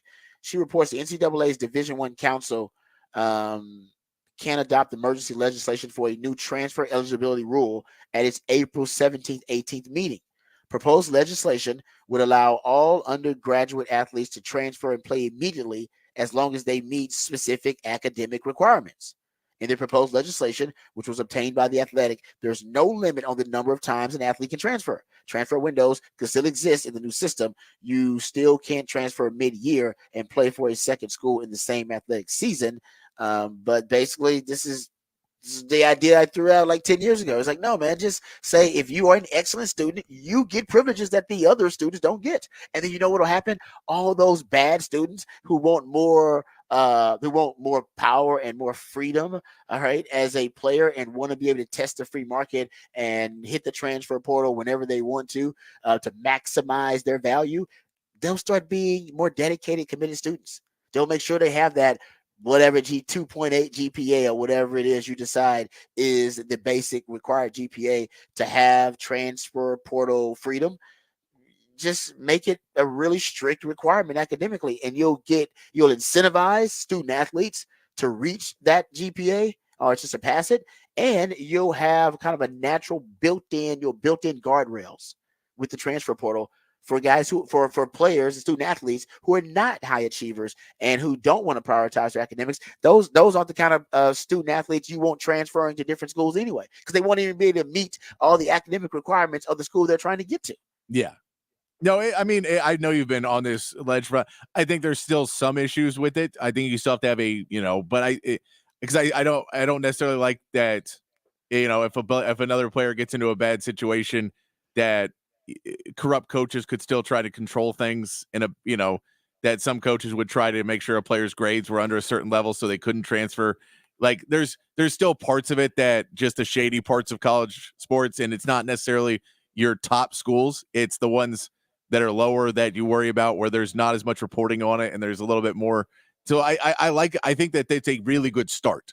Let's put it that way. I think it's a really good start. And so it's one of those changes you can make in all the effort to go forward. But I think you still have to put some, you have to have some safeguards in there to not just say, sorry, if you're not necessarily the best student and you honestly never even wanted to go to college, you'd like to go to the NFL, you have no concern whatsoever about college, that you're just kind of forced to do it because it's the only path to the NFL, that you're just completely, if you make the wrong choice early on and you don't get to play, your future's done because you don't necessarily care about school as much. Yeah, I still think they're going to get an ability to transfer. I just don't think they'll get multiple transfer opportunities without penalty. I still think transfer portal will still exist, so you can put your name in there. That's the for the shady coaches that you brought up that'll try to limit you and exploit you. You don't have to deal with them, so you have the third party option. And then I do think they'll get the ability to transfer at least once, without penalty. Then maybe after that, there will be a penalty. Right now, remember, the NCAA still has the rule on the books where you are penalized for transferring. You're supposed to sit out a year. That is still actually on the books. The reason the NCAA is not enforcing it, number one, they had a COVID exception. Yes. That allowed guys to transfer. And then basically after COVID, they decided they were no longer going to enforce the old rule because they were losing in court. Every time they would suspend someone, they would hire a lawyer, and then they would take it to court, and the courts would go, you have no right to restrict this young person's ability to capitalize on the free market. What are you talking about? Yeah. You are violating all the antitrust laws that are on the books. And then they got scared out of court. And they were like, we're not going to court anymore, because every time we go to court, those judges, they rule against us. And not only that, they just obliterate us in court. They start bringing up antitrust laws and all this kind of stuff. And they basically kind of expose our borderline criminal syndicate, so we can't go to court anymore. So then they decided saying, you know what, just let people transfer however they want to. At least now put some parameters on it. Like you said, put some guardrails on it. You should still give the guys who don't academically achieve an option. So let them transfer once without penalty. Still got the transfer portal access, but the high achievers academically, reward them. Let them transfer if they want to. That's the free market in college should be tied to academics, because you're still a student athlete. No, I like it. I think too, there's part of it where anything the NCAA proposes, and I'm glad they're trying to make changes. This is true. There's a part of it in my brain where I think, well, how are they going to screw that? How are they going to screw them now? It's just, that's my viewpoint of the NCAA, that everything that comes out of them seems to be, negative towards the progress of what's happening in college sports. And so there's parts of it that it may be a great idea. The new commissioner may be somebody who wants to be more progressive and get with the times. So I should probably just put it in this entire area of NCAA said it, probably a bad idea. No, you're right. That's a great point. I agree with you, Patrick. You're right about that. I think you're right. I think I think people will look at it and say, the NCAA is doing it. No, it must be a terrible idea. Because they have a bad reputation, a terrible reputation. No, and I know we've talked about this before, and Ball Don't Lie, another show, we've gone through it. And so it is a good idea, because you do want to incentivize, to go into class and trying to learn. And the reality is too, if you want to be able to, take less classes and be able to do a lighter schedule and all of that, you should still be, you can still get a higher GPA without having to necessarily kill yourself in school. So you just have to go try a little bit harder at some of those places. But I agree. If you want to encourage that, and especially, you'll have guys on teams that, are taking the opportunity to learn, and it's kind of like a grad transfer, but before you're a grad transfer. And if you decide to change majors and another school has a better major or something like that, and you're also you have to be playing athletics, you can transfer easier that way too. Yeah. No, that's like I said, and this guy, Charlie Baker, they should have hired this guy like 10, 15 years ago. And I think they'd be in a much better place. But keep in mind, he's trying to change a lot. He's actually got another rule proposal on the books and this has been floated by the NCAA's Division I Council, their working group, that his new proposal would permit schools to provide assistance and services to their athletes in pursuit of NIL opportunities, including facilitating deals with third parties. And it's actually a refined version of an earlier proposal, which included language that would have permitted schools to directly pay NIL to athletes. Like basically, the school could just pay them. That was on the books. He was thinking about that. He was like, nah, just pay him. This dude I'm telling you guys, he's a much more radical leader than people realize, but nobody cares because no one. Patrick's like, oh, NCAA, it's all bad. And he's right. That's what people think. NCAA, incompetent, corrupt, evil. We're not even listening to them anymore. But this dude is proposing some wild stuff. And you know why? Because there's a court date coming up. And I mean, it's going to be ugly. Okay, so there's a court case coming up. The list of state laws pushing back against the NCAA's power to govern has piled up. Remember, the House and Senate in Virginia passed legislation that allows institutions to pay athletes compensation in the form of NIL. Like basically, the schools can just straight up pay you for NIL opportunities or even performance. I mean, I don't know how they would set it up. There's a bill on the books that would prevent the NCAA and conferences from preventing institutions from compensating college athletes for their NIL. The language also includes protections from the school from the NCAA halting the facilitation of these deals. And this is the court case that is looming right now for the NCAA. And this might be influencing some of the decisions, or at least some of the proposals for Charlie Baker, the new president of the Division I Council in NCAA. Remember, the House versus the NCAA is a class action lawsuit slated to begin trial on January 27, 2025. That is 300 days, so away, somewhere around there. If the NCAA and the Power 4 conferences lose, they could owe thousands of athletes basically retroactive NIL revenue and broadcast revenue. How about that? And NIL rule changes could take hold that would permit schools and conferences to pay NIL dollars to athletes for any reason, including athletic performance. Guys, this stuff is happening behind the scenes and being settled in court. Nobody's really talking about it, but in the next year or so, there are going to be some drastic changes to NIL and to the transfer portal.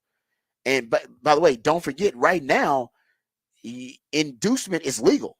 Technically, I believe if you go look at the federal injunction that was filed, I believe technically right now inducement is legal because the federal injunction it basically was put in place to counter the NCAA rules that governed inducement, and essentially the injunction is saying it is against antitrust laws for the NCAA to limit inducements, which essentially is negotiating straight cash dollar figures in recruiting players out of high school.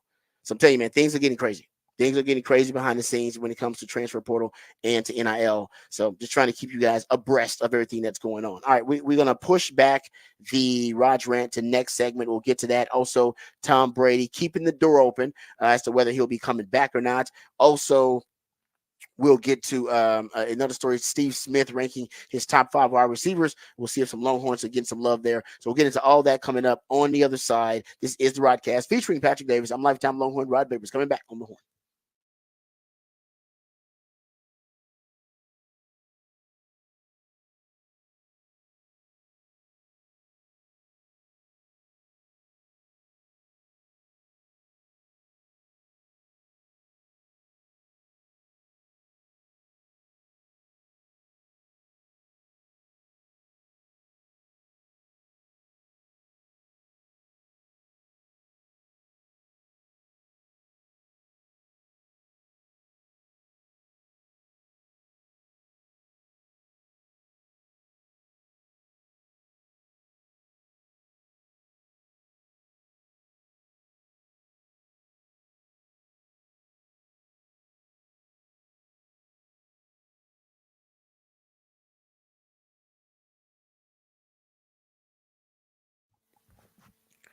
Hey, what's up, folks? Lifetime Longhorn Rod Babers here. Let's talk about Callahan's General Store. We just had Charlie Wilson, Omar Uresti on earlier this week in our At the Turn segment. Talked a lot of golf, of course, because it is Masters Week. But every time I have Charlie on, I got to pick his brain about how to turn my yard into the lawn of the month in my neighborhood. Not a real award, but to me, it might as well be. I've been working hard trying to make sure the yard is in top-notch condition. Speaking of Masters, I want to make sure that our yard is looking like it's in golf course condition. I'm looking at these the greens and the rolling hills, and it's making me a little envious. I want a lot of green in my front yard, in my backyard. So I've been working with Callahan's, getting rid of all the weeds. My man Charlie always tells me you get to put the pre-emergence down. You can find that at Callahan's. You put down the weed and feed, also something you can find at Callahan's General Store. And not only that, they have the resources, of course, to help you make sure that your lawn is in top-notch condition, but they also have the knowledge. And that's what I love about Charlie and his crew. They have the knowledge. So any questions you may have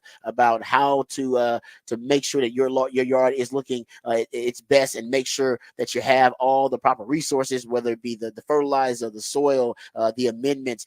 Maybe you need the grass seed to fill in those patches, the weed and feed. It's all there at Callahan's General Store. But if you don't know when to use it, you don't know how to use it, well, you could do more damage than good. And they don't want you to do that. So head on over to Callahan's General Store. They're an open book. Go there, ask them about anything, but you can ask them about all of your lawn care needs, and they have all the supplies there you need as well. If you also have that green thumb, you're into planting the seedling vegetables this time of year, they got plenty of those there for you as well. So you can go check that out at Callahan's General Store. And also, don't forget, they got the trees there, fruit trees, pecan trees, if you're planting trees this time of year, so you can enjoy those for generations to come. Callahan's General Store's got you taken care of. It's right over there. Go check it out for yourself. Callahan's General Store, 501 Bastrop Highway. Every day is a great day to make it a Callahan's Day.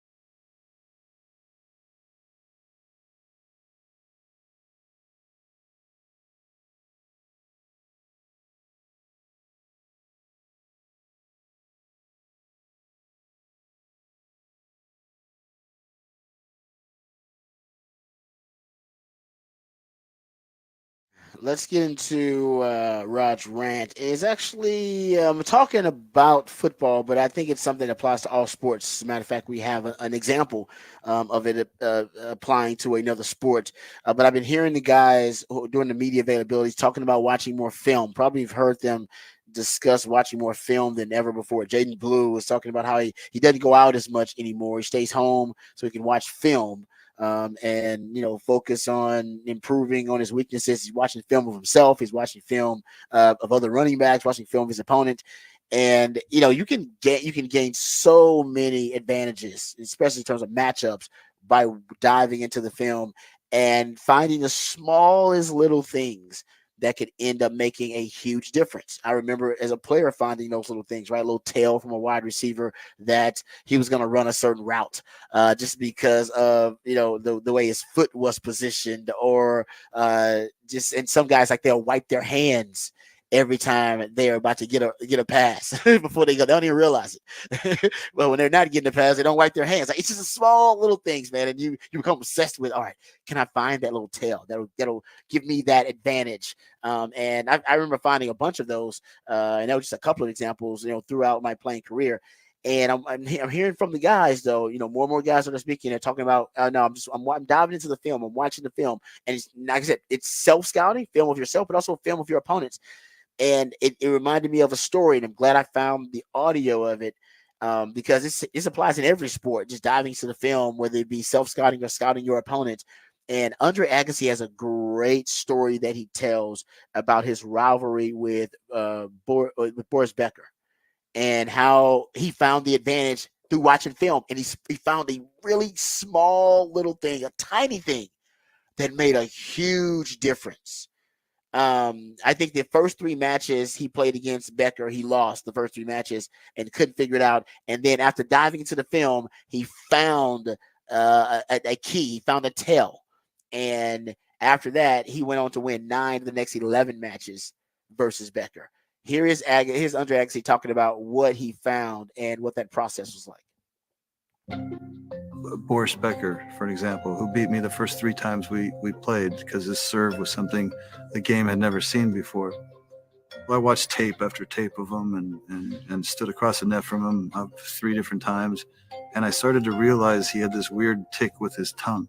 I'm not kidding. He would go into his rocking motion, his same routine, and just as he was about to toss the ball, he would stick his tongue out, and it would either be right in the middle of his lip, or it would be to the left corner of his lip. So if he's serving in the deuce court and he put his tongue in the middle of his lip, he was either serving up the middle or to the body. But if he put it to the side, he was going to serve out wide. The hardest part wasn't returning a serve. The hardest part was not letting him know that I knew this. So I had to resist the temptation of reading his serve for the majority of the match and choose the moments when I was going to use that information on a given point to execute a shot that would allow me to break the match open. So I told Boris about this after he was retired, because I just showed really good judgment from my own self-preservation and didn't share this with him before. I told him at Oktoberfest. We went out in Oktoberfest in Germany and had a pint of beer together, and I couldn't help but say, by the way, did you know you used to do this and give away your serve? He about fell off the chair, and he says, I used to go home all the time and just tell my wife, it's like he reads my mind. And he said to me, little did I know you were just reading my tongue.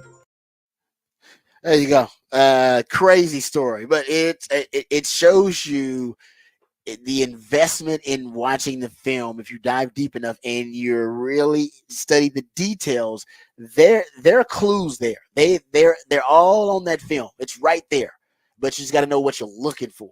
And he found it, and who knows, he would find it in a tongue. Like, that's how, think about how you got to study film back then. This is before high definition, guys. So he's watching this in like regular definition VHS stuff. You remember how we used to rewind a VHS tape, and the tape the image would get even worse as you keep rewinding it back and forth. You can actually tell when somebody rewinded a VHS place where they actually watched a VHS the most, because it would be all staticky right there where they were rewinding it, fast forward and rewinding and pausing it. he studied regular definition VHS film on Boris Becker. Who knows? Maybe they had, I don't know. They may have had something a little bit more sophisticated than No, that. you said to have that big screen TV though. I guess so. The one with the big back on it. The giant bag, yeah, it takes up half a room. You'd have that TV. But I love that story because honestly, I remember moments like that, and I'm sure in the NBA there are probably great stories like that too. It's human nature. You give away things you may not even know it subconsciously, and that's part of watching film too. You're looking for stuff like that too, and I'm glad the Longhorn players they're diving into the film. That means the football IQ is increasing on the team. It also means these guys. I always talk about the coaches winning the chess match within the game. But players are involved in their own chess match. They got to win their own individual battle. And sometimes you got to find your own clues and you got to find your own hints and your own tells that'll help you win the individual battle. Coach is not going to give you, man, when that wide receiver, now he might go, hey, man, when the wide receiver walks out there, when number 82 walks out there and he's about to get a pass, he wipes his hand on his towel 85% of the time before he catches a pass or gets a target. And he may, but I can track that. I go track that. Coach is giving me the scheme. He don't give me the technique, the fundamentals. I'm gonna get the scouting report from those guys. But it's up to me as a player to go find out the individual advantage I can get so that I can win my chess match. And when you get that, then you're talking about playing championship football. Well, and then you're talking about the flip of self-scouting and making sure you're not doing the tongue and making sure you're not doing that. Great point. But Great that's point. And it goes into things of, I'll give you an example of for Texas, Serge Rice worked on his pump fake so much because it became a meme pretty much. His pump fake, it really did. But it was all about making it the most like his regular jump shot, where most people pump fake and it's blatantly obvious that they're not going to take the shot, and then some people try and get it closer, but it's still, you can tell, okay, well, his left elbow's out or his left elbow's in, and he's not shooting if his elbow's this way, and so those will be easy tells of if where his hand placement is on the ball. That's not a shooting motion. So when he's hands like that, there's no point where he's going to take a shot because his hand's over the ball. So he can't turn it around to get the shot up in time. And so stuff like that, Serge Rice tried to make everything as much of doing it and how far he can fake it till he can go. So those types of things, when you're talking about being a running back, what can I do on play action to make it look like I'm getting that ball to get that linebacker to come after me? And I could go with that. Those little things. That's even when you're self-scouting, stuff like that. That's a great example of the Serge Rice pump fake. You're right. That's why it was so effective because, like you said, it looked exactly like the damn shot. You're like, Coach, it looks exactly like the shot. That's good stuff, right? Real good stuff. Okay, real quick, we got time for this Brady sound. Can we just play this Brady sound real quick? Yeah. Tom Brady. Okay. I don't know why he's doing this to us, man. I thought Tom, he actually has a job set aside to be an announcer, a broadcaster coming up here not this season, next season. Yeah, which apparently he's not looking forward to. Based on, seriously. I'm sure the execs, they love hearing this audio. So he went on this podcast, Deep Cut, with Vic Blends. I'm unfamiliar, but I think it's obviously pretty popular. And here's the audio is obviously self-explanatory. Here is what Tom Brady had to say. One day there's a situation, right? Maybe it's the 49ers, maybe, heading to the playoffs. Offense is great. Patriots, somebody, Raiders, look, could be, you never know. God forbid somebody goes down. Would you pick up that phone?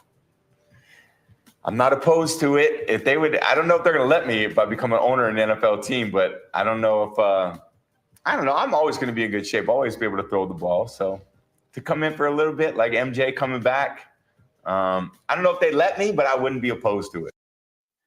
All right, there you go. He's saying, call me. If you need a QB, just hit me up. Remember, Kyle Shanahan admitted that when Brock Purdy got hurt, he reached out to Tom Brady. He said, hey, Tom, you want to come back? The starting job is yours. And he told Brock Purdy, you're the starting quarterback unless I can go get the greatest quarterback of all time, and then I'm going to put you on the bench. And he couldn't get Tom Brady. He couldn't convince him to come back. And then we know, obviously, Brock Purdy was healthy, and they made it to a Super Bowl. Now, let me ask you this. Did you take that he was taking a shot at Bill Belichick in there? Oh, when? When he was like, I'll go back to Patriots. Yeah, no Belichick there. Belichick's not there. I'll go back there now. I like the Patriots now. Wow, I did not pick up on that. That was subtle. Good point. You're right about that. That's the first team because the interviewer says San Francisco. First team he says is the Patriots, and you're like, they're not competing for anything anytime soon. So there's That no was a reason you gig. would say them unless you were. And part of it is, I'm sure he's like, I love the Patriots people. The Good fans job. are great to me. But I think there's a little bit of it of, yeah, Bill's going. Yeah. I go back there now. No. It seems like it'd be fun Great. now. No, you're right. You picked up on that. That's a good one. Because no way he would go there. They're not. They're like 10, 20 years away from winning right now. They're ways away. You're right. I did not get that. Yeah. Hey, Tom's savvy, man. Tom Brady he's a savvy dude. Trust me. You can tell by the way his image is so. I think he's getting like a haircut there. I guess was That's deep that cuts deep about. He's cuts, getting, like, his groomed cuts up and and cuts in everything. the hair and cuts Yeah. in the that's. Yeah. All right. So there you go. Tom Brady leaving the door open. We'll see if a team gets desperate enough. I mean, I would call him. They just tell me. All you can say is no. All you can say is no. Or he might say, you know what, I'm in. But it's interesting. He said that if the NFL, if he becomes an owner, because I thought I guess he was in the process of trying to become a minority owner. I guess he's saying if it goes through and is finalized, then he can't be a player because, because remember they made a rule. They actually passed a rule last year after Lionel Messi had that deal where he got all of the, the unprecedented share of the merchandising and then, got ownership of the team, or at least future ownership of the team. The NFL passed a rule that no player could ever own shares of any NFL team, not a current while player. active. And that's the question though. Are they going to make it to where it says you cannot become an owner when you're an active player, or can an owner become a player? Because you got to do it. Is it reversed? That I don't know. Yeah, I don't know. You need a lawyer. Yeah, you got a lawyer maybe to walk you through the raindrops there. That's an interesting conversation. Yeah, because I don't know. Because remember he was in Miami, or at least he wasn't in Miami. He was reportedly going to join the Miami Dolphins and be a Jackie Moon, be an owner / player. But that was before the rule changed. Remember, they changed the rule like 2 years ago. So we'll see. My man Tom Brady leaving the door open there. So he's teasing us. He's smart. He doesn't. He's like, I'm not gonna be irrelevant. Oh, y'all gonna remember Tom Brady. The 1 year I got off, y'all still gonna be talking about Tom Brady. All right, we'll come back. This is the Rodcast featuring Patrick Davis. I'm lifetime Longhorn Rod Davis, coming right back here on the Horn.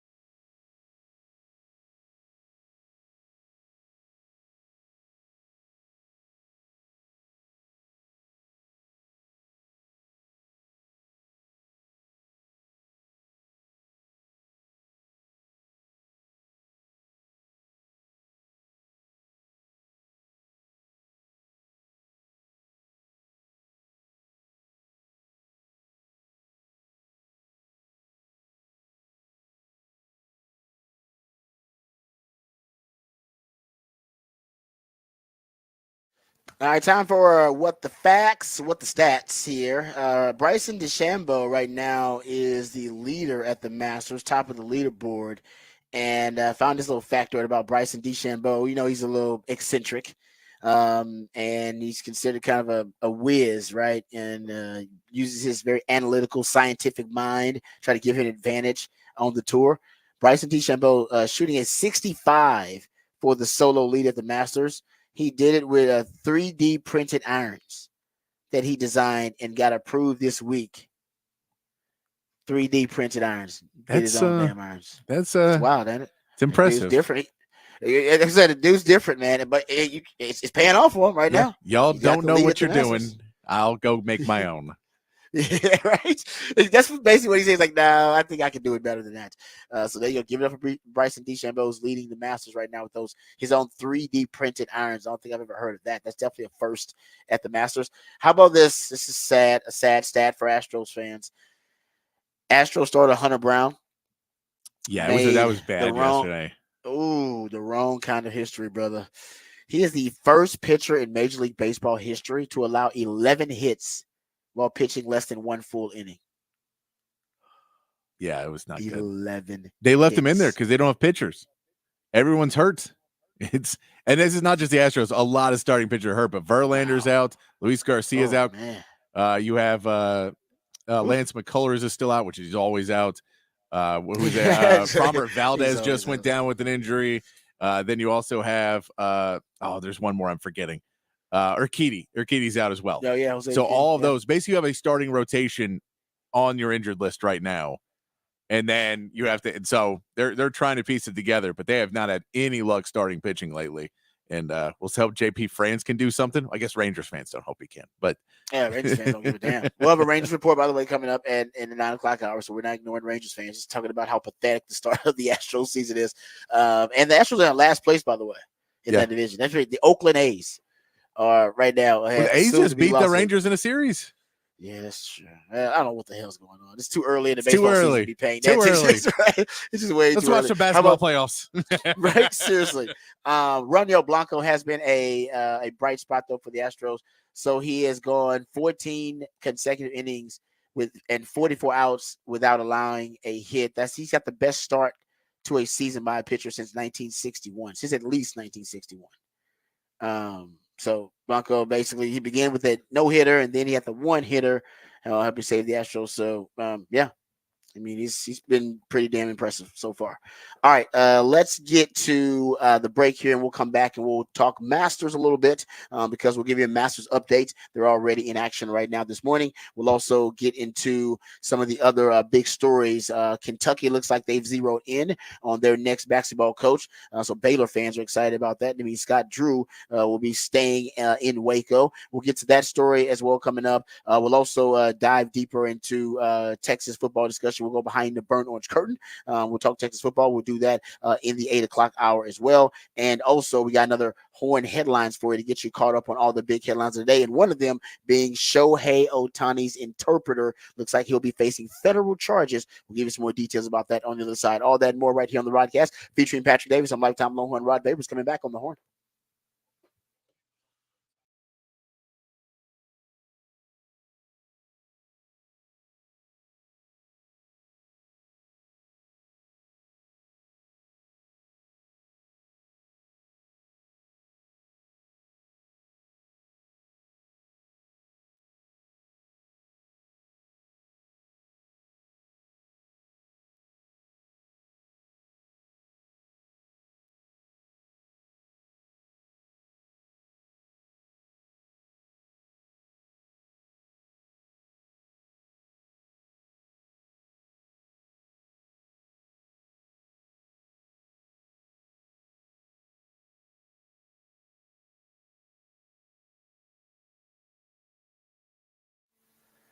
Hey, what's up, folks? Lifetime Longhorn Rod Babers here. Let's talk about Dr. Greg Eckert and his All-Star team. I am forever in their debt in their debt because I needed desperately, all right, some dental work done. Actually, my wisdom teeth were growing in sideways. I found that out while I was going to Dr. Greg Eckert and his staff. I went there just for a routine checkup. Went there to get my teeth cleaned, and that, by the way, that's something that they do really well. So if you need to go there for a routine checkup or just go there for a teeth cleaning, Dr. Eckert's the place for you. But I actually had a more pressing issue. My wisdom teeth actually were growing in sideways at the time, and I wasn't a total disaster yet, but I was well on my way down the path of the disaster there, potentially with my wisdom teeth. If I had waited a little bit longer, things could have been really dire for me. That wasn't the case at all. Dr. Eckert figured out what was going on. They informed me about exactly what would be happening, educated me about the entire process and about the procedure. And I had the procedure and I was back at work in a couple of days. That's how easy it was. And he can do the same for you. It could be something as simple as a teeth cleaning or a routine checkup, or something as serious as having all 4 of your wisdom teeth removed. It doesn't really matter what your dental and your oral health needs are. My friends over at Dr. Eckert's office can help you out, whether it's general dentistry, teeth whitening, dentures, porcelain crowns, veneers, dental implants, full mouth reconstruction, even root canal therapy. Even if you have dental anxiety, which I have a little of, I got a little dental anxiety myself, but a lot of folks out there have serious dental anxiety. If you have that, they actually specialize in easing your dental anxiety. So they'll put you at ease. They'll make sure that you're totally relaxed with the process, and then you'll find out how spectacular Dr. Eckert and his team actually are. They right now have the ability to give you a brand new smile in just one day, permanently secured to your dental implants. They're always on the cutting edge of the technological advances in general dentistry. And right now, he can give you a brand new smile in just one day. So if you've been told your teeth need to be replaced, don't freak out. If you've been told you need to have dentures, because this is a revolutionary alternative to dentures, a brand new smile in just one day. It sounds too good to be true. It's not. It's just Dr. U. So you have a complimentary consultation, so nothing to lose, but everything to gain. Give them a call today, 512-345-3166. That's 512-345-3166, or visit dreckert.com, DRUECKERT.com.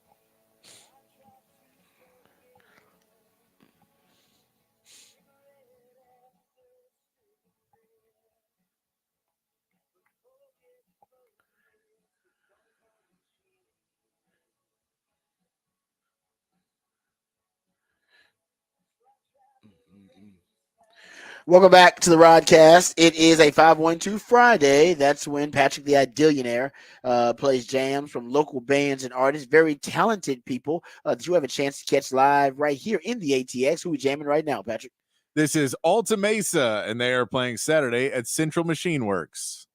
There you go. 512 Friday. That's what it's all about. So we appreciate Patrick's efforts on a 512 Friday. Get out and support live and local. That's what we are. We're live and local. So we appreciate that support. And you can hit us up on the text line 512-447-3776. That's where a lot of conversations happening about the big fat poll of the day. Patrick, for those who have not yet engaged in the conversation, let them know what the topic is for the big fat poll of the day. Big fat poll of the day today. Which historic sports location would you want to visit the most? Which location? So we're doing it because Augusta, the Masters happen right now. Augusta is one of those historic sports locations, or maybe it's a Madison Square Garden, a Lambeau, a Fenway. Indianapolis Motor Speedway could be one of those. We have some people say Wimbledon could be a fun one to go to. I'm going to go outside the box here because I've been trying to find a very exotic place. So I don't know if you want to count this, but it does still exist, at least in some form. I'm going the Roman Coliseum. You're going the Coliseum? I've different sports, gladiatorial sports, but still sports. No, I give it. That's what I say. I'll count it. I've been to the Coliseum. Okay. So that one I can say I've checked off my list. Oh my God, you've been to the Coliseum. I've been to the Coliseum. On, man. That's sports and still history and everything else. I mean, that I gotta do that before. That's a bucket list before I die thing, not just a sports related thing. Yeah, but that's you're more well traveled. You would indicate. No. I went to one trip to Europe when I was 18 years old. And but didn't you go like 2 weeks paragliding through the French Alps or something crazy? Alps. Yeah, the Swiss Alps. The Swiss Alps. That's what I'm saying. Like how you just randomly dropped that one day. It was like, oh, you went paragliding through the Swiss Alps? What the hell? Yeah. Like, who is Patrick Davis? I don't even know this guy. I spent like 2 weeks in Europe when I was 18, and we just went and did a bunch of stuff. And so it was like you go through Rome, and then you're in Switzerland. You can. That's the great part about Europe is you just get on the Eurail over there, and you just go around. I mean, at least you could 20 years ago, and you just go in the Eurail, and it's fascinating. Yeah, and go see a bunch of different stuff. And that's I went to the when I was over there. That's when I went to the French Open. Went to Roland Garros and saw some of the French and watched a couple rounds. Watched a couple of matches over at the French Open. Okay. Yeah, no. Like I say, it's just that's top of my list. That's probably my top sports location I want to visit, but also it's probably one of the top 3 locations in the world I just want to visit before I die. Yeah, and Patrick's already done it. No, you just got to get that 2 to 3 trip in Europe, 2 to 3 week trip, and just go see everything and try and get as much off. Yeah, that's a place where you would just kind of stand in awe. That's what I love about. I got to go over to Europe because I love how old everything is. Over here, everything's relatively new. I mean, we got stuff that's 200, 300 years old, stuff like that. You may go to South America and you find stuff that's obviously centuries old, Central America. But in America, the architecture. You don't have a lot of old monuments. They're not that old. They're not 5,000s of years old. The architecture is one of those things. You just walk around and there's tons of crazy old stuff when you go down in downtown. There's there's a lot of cool stuff that you can go check out. But it's as long as you're not. The key is, I think when people get older, then they try and go shopping and they try and do like other, and it's like, no, you just got to kind of go through it, put your head down and enjoy it, but go through it because otherwise you're going to be like, well, I want to spend 4 days in Paris. And you're like, well, if you spend 4 days in Paris, now you're going to miss out on like a whole nother country. Trip. Yeah, it's true. Yeah, no, you're right. You just got to try to hit all the main spots, which you never will. But the Coliseum, that's definitely. I didn't even know that. I learned that something new about Patrick today. That Patrick's like, oh, I've been to the Coliseum. That's the top of my list. So I'm trying to be outside the box here. And I thought I was being cool. And it turns out Patrick's cooler. So that's how you go. But you've been to you played at Lambeau. Yeah, but Lambeau and the Coliseum ain't. No, they're two I'd rather go to the Coliseum than go to Lambeau. I get that, but that's also because again, you played at Lambeau, and so you go historic. There's some people that I'm sure don't care as much about history. That would be like, well, I care more about American history than world history. So I don't want to go to a torn down stone building. Oh, dude, because it is. But think about, you're right. Some people are not into it. I'm into it. Some people are not into it. Yeah, I get that. That's true. You're right about that.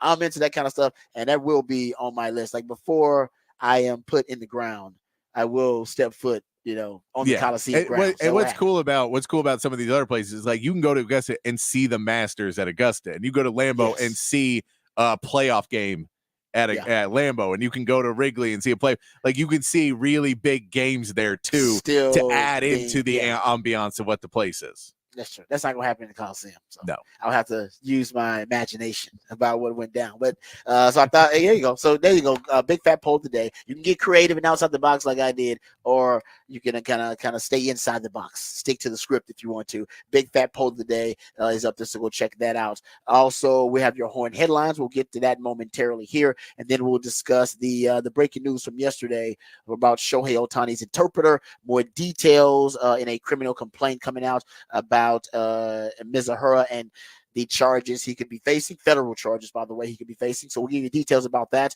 We'll also give you a Masters update and discuss what's happening at the Masters this morning. Got a few players already in action, Tiger Woods being one of them. So we'll give you a Tiger Woods update. Before we do that, though, let's let Patrick keep us informed, educated, and updated on what the big headlines of the day are with the Horn headlines. All right, your Horn headlines brought to you by Top Gun Rentals and Lawn Equipment. At the Masters, Bryson DeChambeau holds the current lead at 7 under and is one stroke ahead of favorite Scotty Scheffler. After a delayed start yesterday due to weather and with play being suspended just before 8 p.m. as the sun set, several golfers will need to finish their first round today, leading to a long day with Tiger Woods, who is currently even through 17 in his first round, left to play 23 full holes today. Action is set to begin and did begin at 7 a.m. Texas baseball takes on Houston this weekend with another change in the starting rotation.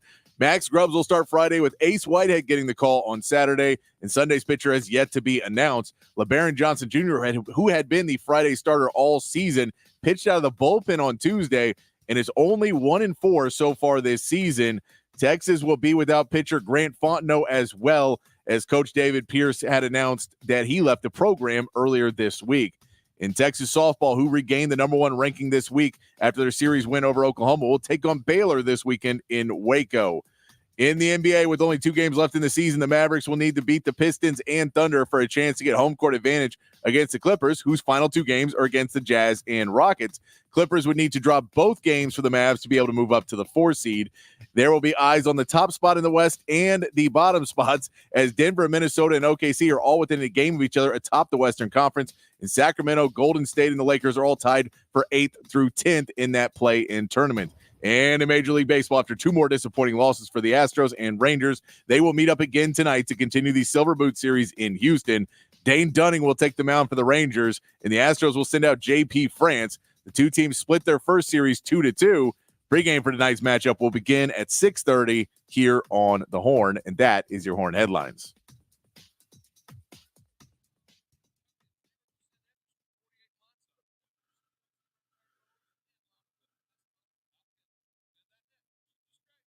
All right. Thank you, Patrick, for the Horn headlines there. Also, I want to, before we get to this Shohei story, as a matter of fact, we'll get to it right now because I want to get to details. We'll give you a Masters update after this details from the Shohei story. Now, this broke late yesterday. I want to say it. The report of the federal charges potentially being filed against Shohei's interpreter, Mizahura, that did break yesterday, I think, while we were on the show, because we talked about that a little bit. But the details of this affidavit, the criminal complaint signed by FBI Special Agent Chris Seymour, these details were not out, because if they were out, they would have been shocking and eye-popping, and we'd have discussed them. So the details of the affidavit, they claim that the $4.5 million figure that was thrown out that Mizahura stole from Shohei Ohtani, that was the alleged amount. It was around $4.5 million that he stole. They claim it was 4 times that. They said Mizahura allegedly stole more than $16 million. And he'll be charged likely with bank fraud as a result of that. And they also, in this affidavit, claim that from December of 2021 to January of 2024, that period, Mizahura had allegedly averaged over 25 bets per day, The wagers range from $10,000 to $160,000 bets, with the average bet being roughly $12,800. There is no record at all that he bet on baseball games, at least based on the evidence listed here in the affidavit. The winnings totaled over $142 million, but the losses totaled over $182 million. So yeah, easy math. The losses were more than $40 million. So he had a problem, but he wasn't necessarily good at gambling. He also reportedly, based on this affidavit, was $40 million in debt. And so we don't know exactly where that comes from. That's what they're claiming, that he's owed bookies and things of that nature. Mizahura also allegedly impersonated Ohtani, based on this affidavit, impersonated him at times in order to get money from his bank accounts. And there is an excerpt in the affidavit that some people are pointing at that could be considered damning for Shohei Ohtani, in proving a connection between he and Mizahura, that he actually had knowledge of these gambling exploits, and not only had knowledge, that may have been involved. Here is the excerpt. Quote, on or about March 20th, 2024, Mizahara messaged Bookmaker One stating, quote, have you seen the reports? Bookmaker One responds, yes, but that's all BS. Obviously, you didn't steal from him. I understand it's a cover job. I totally get it. Mizahara then responds to Bookmaker One and says, quote, technically, I did steal from him. It's all over for me. So some people are diving into that and saying, oh man, the bookie, he at least assumed, or at least with that message implied, that he thought that this guy was the fall guy. Mizahura, the interpreter, was the fall guy for Shohei Ohtani. In the affidavit, there is no evidence at all that Shohei Ohtani knew of these gambling exploits or was involved in any way. Now, you can speculate whatever you want to and try to jump on the grassy knoll, but there's no evidence in this criminal complaint, in the affidavit, that Shohei knew anything about it, period, or that he bankrolled it or anything like that. No, it's So. I do want to hear, just like, I know we can't because of the legal reasons, but I just want to hear an interview with Murrow, because every time, like, everything you hear about him, he just seems like he's just dancing through this with no regard for how bad it is. That when it originally came out, so no, but I never bet on baseball. They have signs about that. I knew better than that. And you're like, I think you're in more trouble than you're acting like you're in. And this one, they technically I stole millions of dollars. Technically. Good Lord. Yeah, you're right about that. He does seem, maybe, I don't know, say speculating here. Maybe there's already been an arrangement in place that, hey, you take the fall, you will be compensated handsomely. Yeah. You just take the fall, take it all, and down the line you will be. Or this guy just went rogue and has a gambling addiction, has a problem, had access to Shohei Ohtani's finances, and was able to impersonate him to the point where he could steal, I don't know, what is it, $16 million, so more than $16 million from him. Yeah, I mean, it's one of those great sports mysteries that'll never be solved.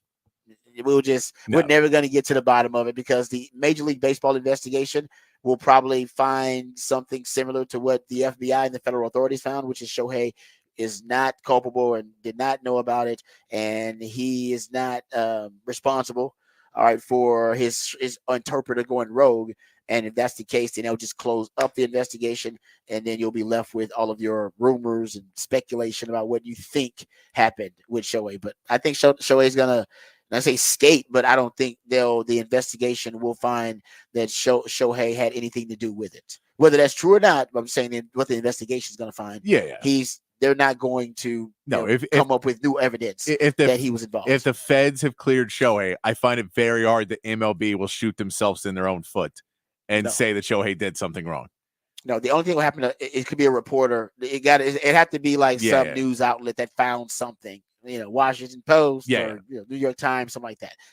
But I think they're clear with the authorities. So I'm with you on that. But who knows? There are some journalists out there probably trying to get to the heart of this story. And the key is, it's only one guy really that really could blow it up, and that's Mizahura. and he'd have to present evidence that Otani knew. Yeah, he'd have And to. Yeah, Ohtani's involved. that's, I guess, the one you want to see is when he gets his day in court. Does he have a bombshell that they Yes. drop that his lawyers are like, no, here's a taped recording of Otani doing this, or here's Whatever text it is. messages we haven't released before. Or, Yeah, that's another thing too. They claim because basically they do have obviously some phone records because they have a text message or at least a text conversation between Mazahara and that bookmaker. But it's also, and I saw this in one of the write-ups about the affidavit. The affidavit concludes that Otani had no knowledge of betting, but it also points out that Mazahara's phone showed no evidence of conversations with Otani regarding gambling or bookmakers or odds, and that Otani's phone had no evidence of gambling or communication with it. So they did have access to phone records here, and they claim. So I guess if they did talk, it's either burner phones. If it didn't say if yeah, we're or jumping on the one grass, of the you know, apps. yeah, it's got to be something else going on, right? Or Yeah. they only do it face to face, like we only, Which again, you know, if or we that's only if call that's each the other to do case, it. then it's super. They know how wrong it is what they're doing, and that's Yeah. probably not the case either because it doesn't seem as if at least Otani knew how bad it actually was. Yeah, because the digital footprint also clears Otani. Yeah. That's basically what I'm saying. The digital footprint does not go back to him. So I think we're done with this story, but it seems like now most of it will be about what's Mazahara's fate now with the federal charges that he's going to be dealing with. So you're right. He better have some good lawyers because I'm the $16 million figure. I think you might have some jail time coming, stealing that much money. I mean, how much can he afford a good lawyer at this point? That I don't. That's a great question. He seems to be a little in debt. Yeah. No, I don't know how he ended up in debt either. That's crazy. It says here, make sure I pull up the right quote here. Yeah, it did say that they believe that he could be as much as $40 million in debt. Stealing that much money. I guess he continues to get bankrolled by the bookies because they believe, hey, this guy's backed by Otani. Yeah. He's backed by Otani. Why would you question the amount of money he's spending? He's spending how much they say per bet? Like $12,000 per bet. Dude, you spending that kind of bread. I mean, why am I questioning it? I'll give you as much leeway as you want. I see National News was a $750 million contract. Crazy. It's just, yeah, you're right. Everybody knows, especially if he, and I'm sure he was, they said he was impersonating Otani. I wonder if he was also not impersonating him, but lying to the bookmakers, period, about Otani's involvement. And that is implied. They don't say it, but it is implied that he was using that relationship as almost collateral. Yeah. And stealing money straight out. All right, so there you go. That is the latest on Shohei Ohtani and the gambling scandal having to do with his interpreter who is facing federal charges.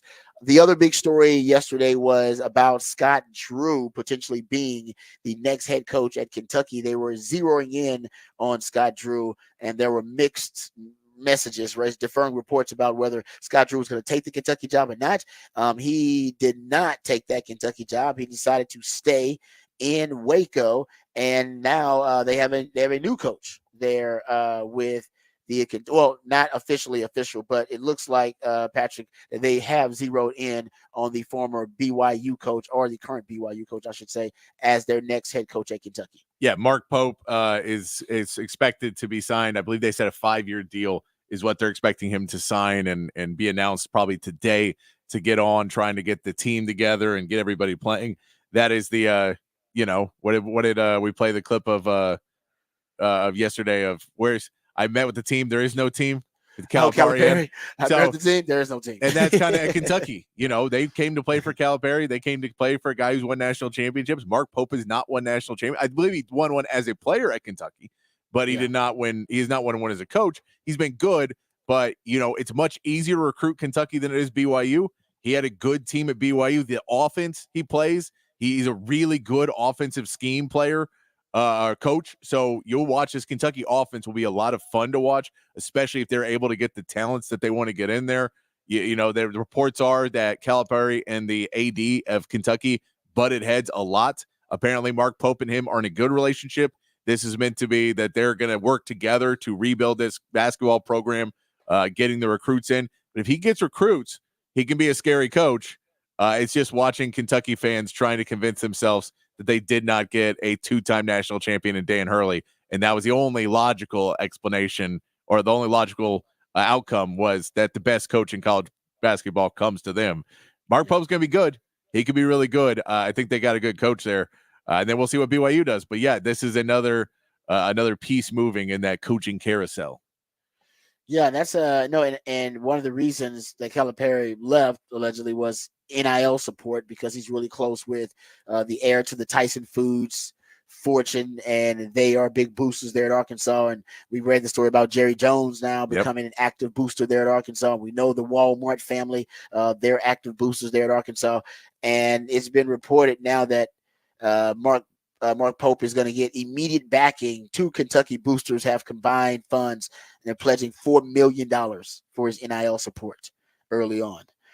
So it's crazy. It's like that's what it seems like Calipari might have wanted more of that, which he's going to get there at Arkansas. But it looks like Mark Pope is at least going to start out with some momentum so that he can get some of those big time recruits. You talk about that he doesn't really have the experience in recruiting.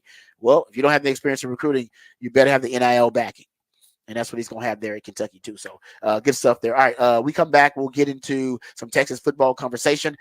We have the story about Samaje Burrell, who has decided to hit the transfer portal. We'll discuss that and read his statement. Also, we'll hear from Jaden Blue, who spoke with the media yesterday, part of the media availabilities, spoke to the media about a lot of different topics, including who's the fastest guy on the team. He believes it's him. We'll tell you who else he thinks is in his realm, anybody else that is on his level with the type of world-class speed he has. We'll talk about that when we come back. We'll go behind the Burnham's curtain, talk some other Texas spring football news, notes, and nuggets right here on the Rodcast featuring Patrick Davis. I'm Lifetime Longhorn Rod Babers coming back on the horn.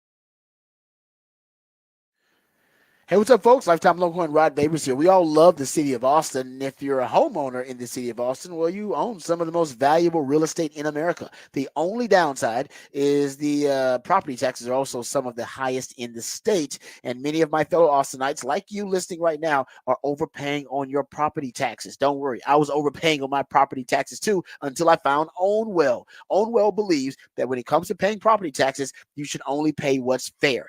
And it only takes you 3 minutes to sign up. There are no upfront fees or costs. So you got nothing to lose, but so much to gain. Ownwell will save you money, or it's free. That's a guarantee. So if you don't save, you don't pay. 86% of the time, Ownwell's customers save money on their property taxes. That's right. 86% of the time. It works every time. Ownwell handles everything from start to finish. They deliver on average a savings of over $1,100.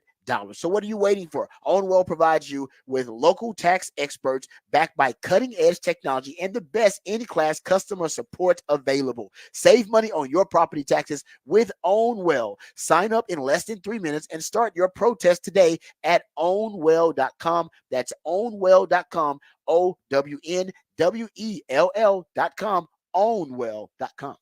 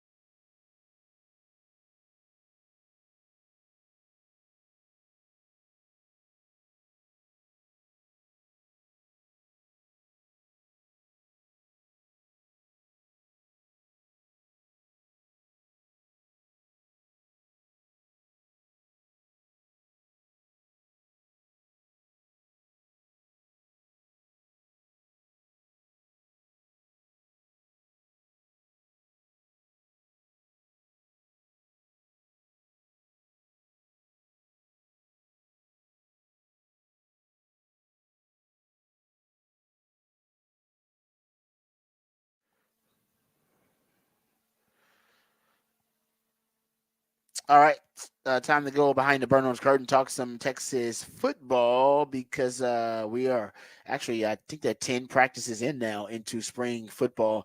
So we'll get to some practice discussion, practice news, notes, and nuggets here in a second. Also, we're going to hear from Jaden Blue. He, along with Gunnar Helm and Jake Major, spoke to the media yesterday with the player availabilities. But yesterday also, the news broke. A statement from the University of Texas announced that they were suspending one of their players, Samaje Burrell, indefinitely for what people believe was his role in the rear ending of Tavondre Sweat, and that resulted in the cops being called to the scene of the accident, which resulted in Tavondre Sweat getting a DWI charge. And Samaje Burrell is believed to have been the one who rear-ended Tavondre Sweat, and the Longhorns suspended him indefinitely as a result of his role in that. And he decided today, or at least this was late yesterday, that he was going to hit the transfer portal. He put out a statement via social media. I would like to thank God for the opportunity of being at the University of Texas. I want to thank my family and brothers for supporting me. I am extremely grateful for Coach Sark and the Longhorn staff. I will be entering the transfer portal with 4 years of eligibility. So he's got 4 years of eligibility. This is what the transfer portal is for. It's for a lot of different things. Obviously, to empower the players, to guard against corruption by coaches who are trying to exploit players, but also for players to get a second chance. I mean, they're young. They're teenagers. Teenagers make bad decisions, do stupid stuff. Hell, I was doing that way after my teenage years, into my early 20s. Sometimes it's my early 30s, doing stupid stuff, making bad decisions. Now, you don't get a lot of consequences and the benefit of the doubt. You don't get the benefit of the doubt when you're older. But as a young man, and he's entitled to have some growing pains. And I'm sure this will be a lesson learned for him. He can go somewhere and start fresh because he's in the doghouse with the Texas coaches. He's probably third or fourth on the depth chart anyway. Now he's going to lose a year of even trying to compete for reps and snaps on the field. Might as well go somewhere else. Fresh start. And then that way you can still keep your dreams alive, but also potentially, find a way on the field, a better path on the field. So the transfer portal, this is one of the stories that I think really show you why the transfer portal was so necessary. Yeah, it's, when you talk about Texas being a program that's on the up right now and trying to fill these rooms with so much good young talent, if you're a year behind, that just means you're 1 year older than the freshman coming in. It's one more year that you haven't proven yourself, even if that was because you were suspended. And we don't know. It was indefinite. It could have been 5 games. It could have been a year. It could have been, I think they all realized, look, we don't know what the time frame for this is. If you want to move on, that would probably not be the best for everybody. Then we can set a hard line with our players, as Texas can set the hard line. Say, if you get caught in something like this, it could be the end for you.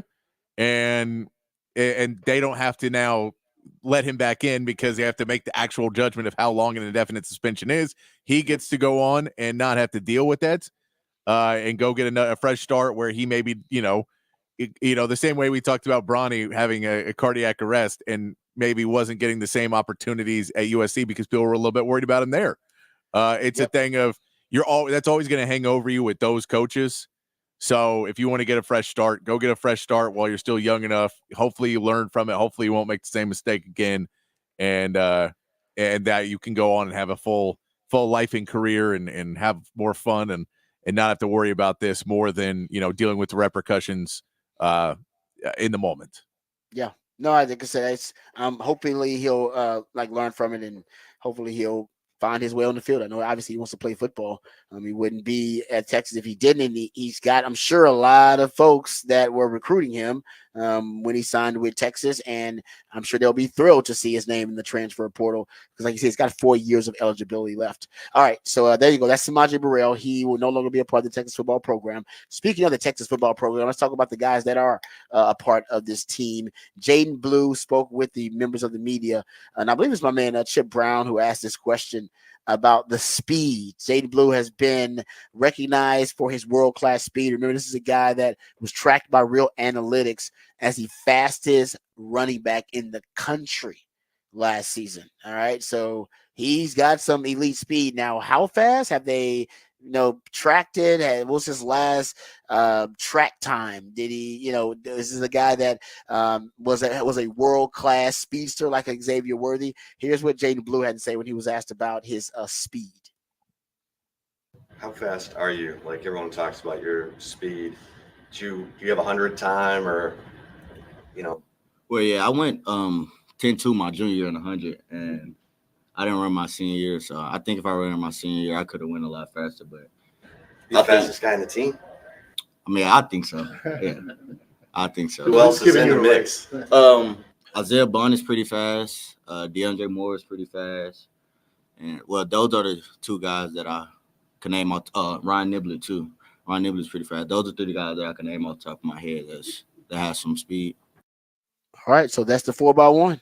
Jaden Blue, Isaiah Bond, Ryan Niblett, and DeAndre Moore is probably surprised. I know Ryan Niblett's a speedster. Isaiah Bond ran like a 20-something 200 meters in high school. That guy's just a freak speed-wise. And we know Jaden Blue is fast. DeAndre Moore is the name I guess I'm surprised to hear that. I didn't think that he was considered a speedster on that team, but he does look, I would say he does look twitchy when you watch him out there running routes. He might have in-game speed where you see it and it looks really good in-game, and he sees him running away from defenses enough, then he'll say, that guy's really fast because they're chasing him.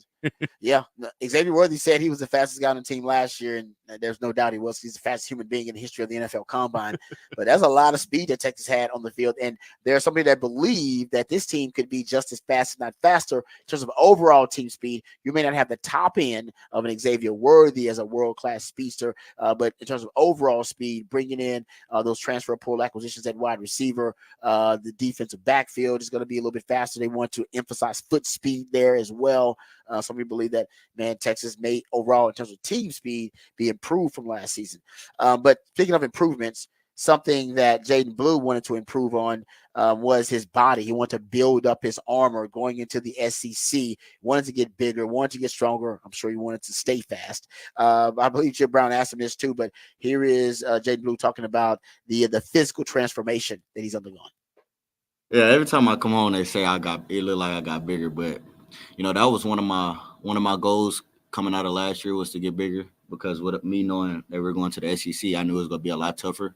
So I wanted to get bigger and stronger.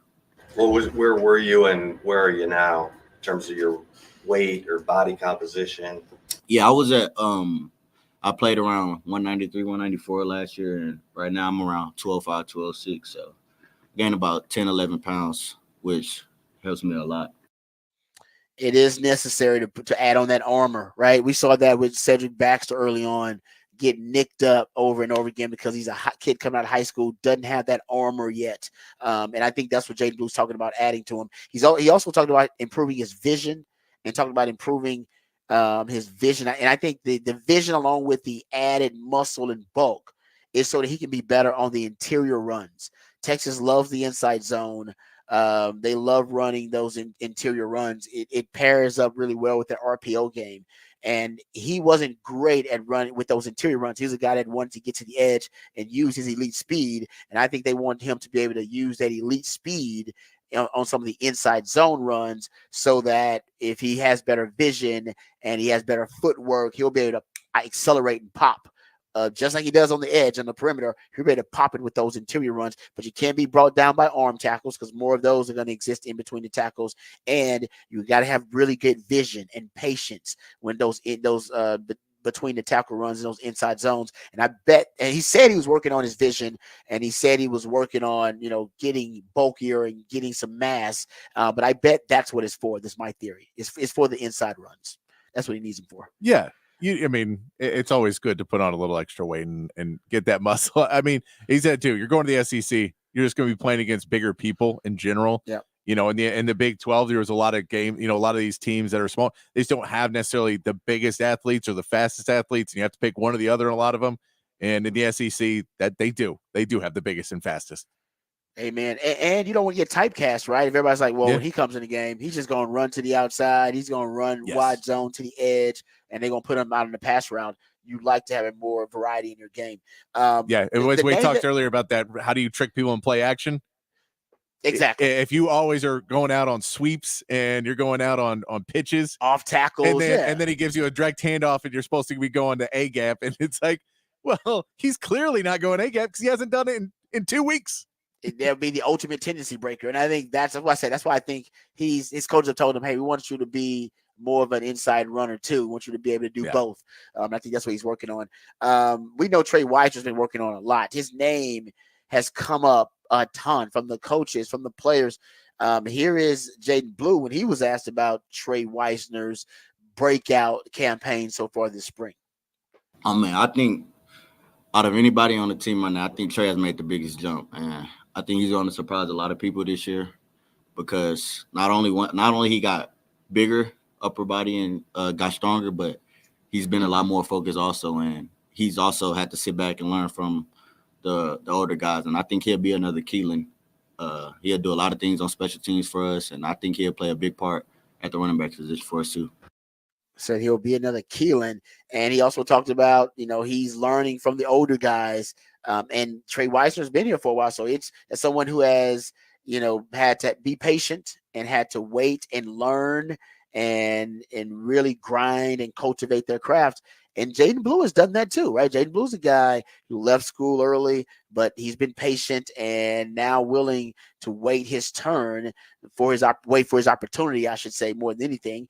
And Rojo started with that. Rojo could have left and probably started at another college, but he wanted to be here at Texas, and he was patient with his contributions. And I think that is something you're starting to see more of. Jaden Blue was asked about that, his patience, willing to sit behind some of these older guys and wait and learn. Here's what he had to say.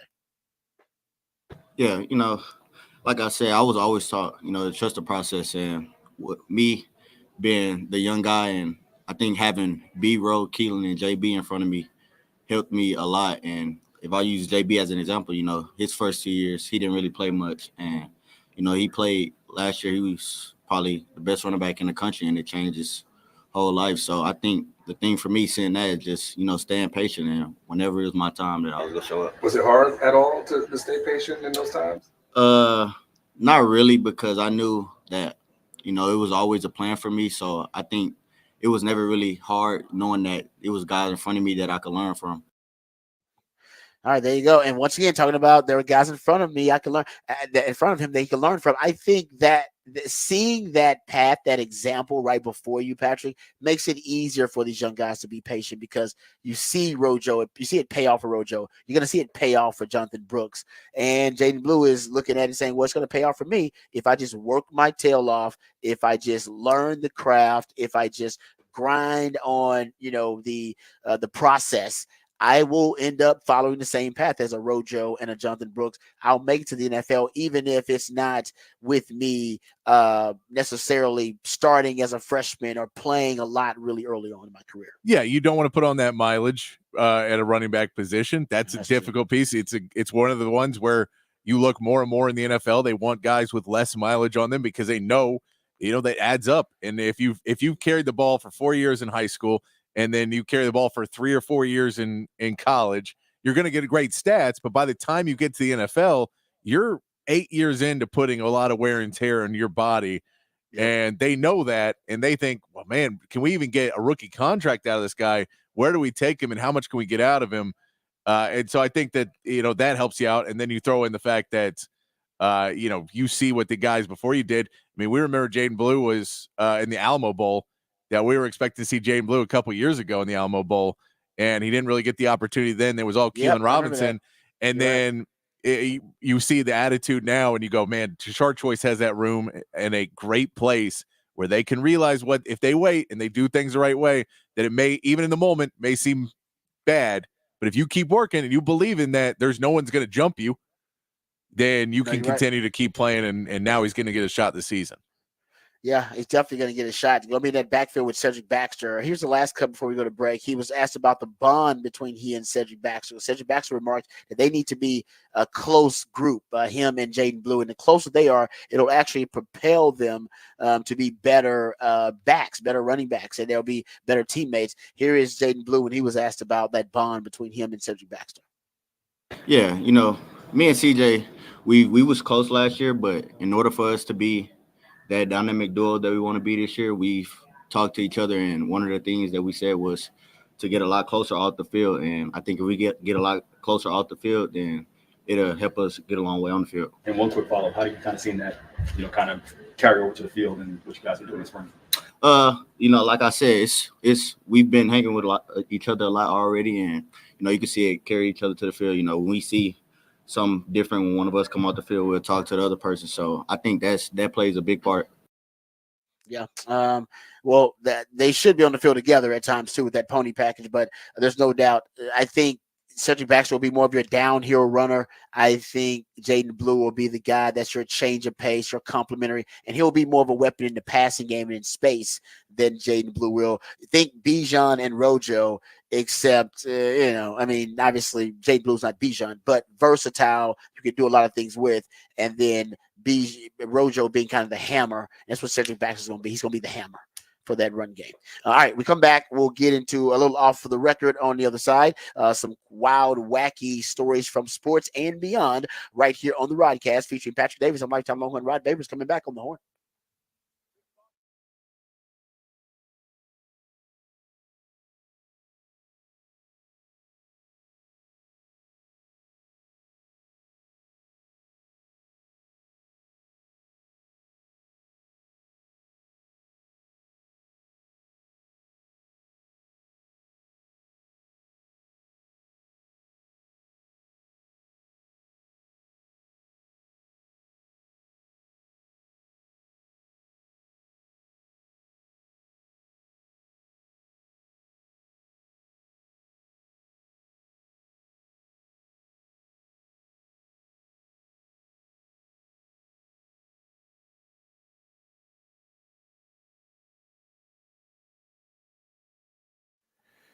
Hey, what's up, folks? Lifetime Longhorn Rod Babers here. We all love the city of Austin. Well, aside from the traffic, it's one of the best cities in the country. That's why people keep moving to Austin, making the traffic even worse, but that's okay. As our city continues to grow and thrive, so do our friends over at Ironworkers Local 482. Many of the iconic landmarks that you may be driving by right now that make Austin so unique were actually built and constructed by the skilled craftsmanship in the hands of Ironworkers Local Union 482. The folks over at Ironworkers Local 482 don't just go to the office, they build it. So if you're looking for an exciting employment opportunity, or you want a refreshing career change, or maybe you want a new challenge, or you want to feel valued by your employer, you can become a valued member of Ironworkers Local Union 482. This prestigious organization are hiring right 3,000 people right now for a huge project happening right here in Central Texas. They're offering competitive wages, competitive benefits, and a pension plan. They even offer training for unskilled labor through their apprenticeship program. So become a member of Ironworkers Local 482 and take pride in the type of teamwork and craftsmanship that help shape the future of our great city. Maximize your potential and accept the challenge of becoming the best version of yourself by going online to apply at ironworkers482.org. That's ironworkers482.org.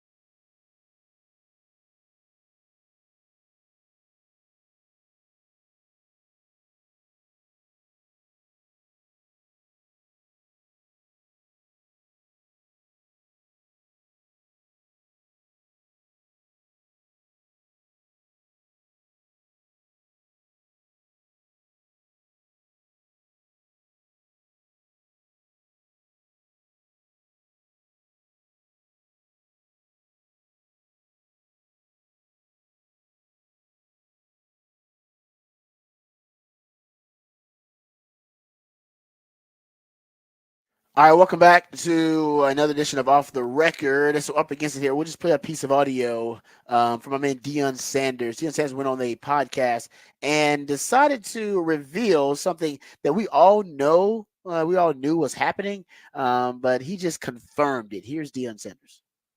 This is going to go viral. I'm going to give you a viral moment. It's done every year, but the teams are in control of it. What do you mean? You have guys that are slated to go and slotted to go at this number pick. Randomly, something comes out that they flunked the drug test, or they have this type of injury, or they were seen with this, and wildly, their draft grade drops. How does that happen? How does that mysteriously come out right before the draft? That's even more harsh. Now you're affecting someone's livelihood, and you're putting a tremendous rumor on somebody that may not even be true. Mm-hmm. So that's done every year. The reason I know that, I worked the draft, I think, for about 10 to 12 years straight. I know that to be true.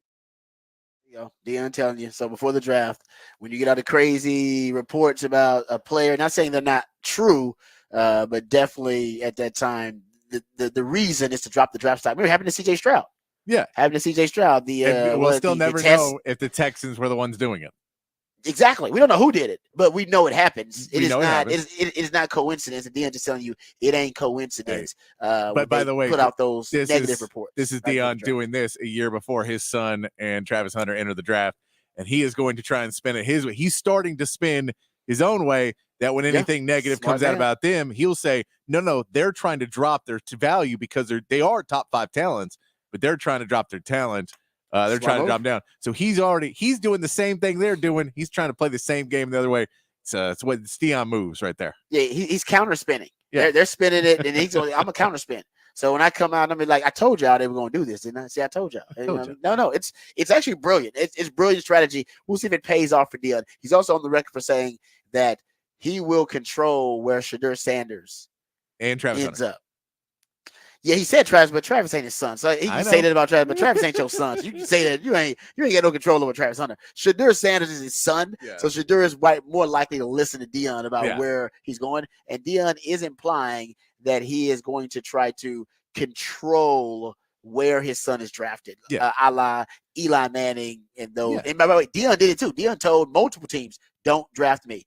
I can play baseball. I will choose to play baseball over playing for your bad team." Yes. All right. So don't draft me. So he's going back to his playbook, the Eli Manning playbook. We'll see if it pays off for him. Yeah. That's risky. It's risky, but it's risky. Cowboys are going to get him, right? Oh man, that conspiracy theory. I'm telling you, it's the greatest. That if Cowboys fire Mike McCarthy, move on from Dak, draft Shadur Sanders, hire Deion Sanders, and move forward. Wow. I don't know if it's going to happen, but that is truly you know what? I'm rooting for it because that would be truly the most entertaining possibility for the Cowboys. If I say it's going to work, I don't know if it's going to work. It could be a disaster, but it would be very entertaining. It'd be a very entertaining disaster, no doubt. All right, there you go. So that's off the record. We come back. We got a Rangers report, so we'll talk about Rangers and Astros because they're going to start up that series again. We'll also get into this NCAA rule change, a proposed rule change for the NCAA that makes too much sense. Patrick don't even think it's coming from the NCAA because it makes too much sense. We'll discuss that. There's a new NCAA director, or at least president, who's being very progressive about his latest proposals. So we'll dive into that a little bit. We got Raj around the day talking about the importance of film study in every sport. But I'm hearing more and more Longhorn football players when they're talking to the media, they're talking about watching film, staying home, watching film on themselves and on their opponents. I'll talk about why that's so important. And we got your Rangers report. All of that and more right here on the Rodcast featuring Patrick Davis. I'm lifetime Longhorn Rod Babers coming back on the horn.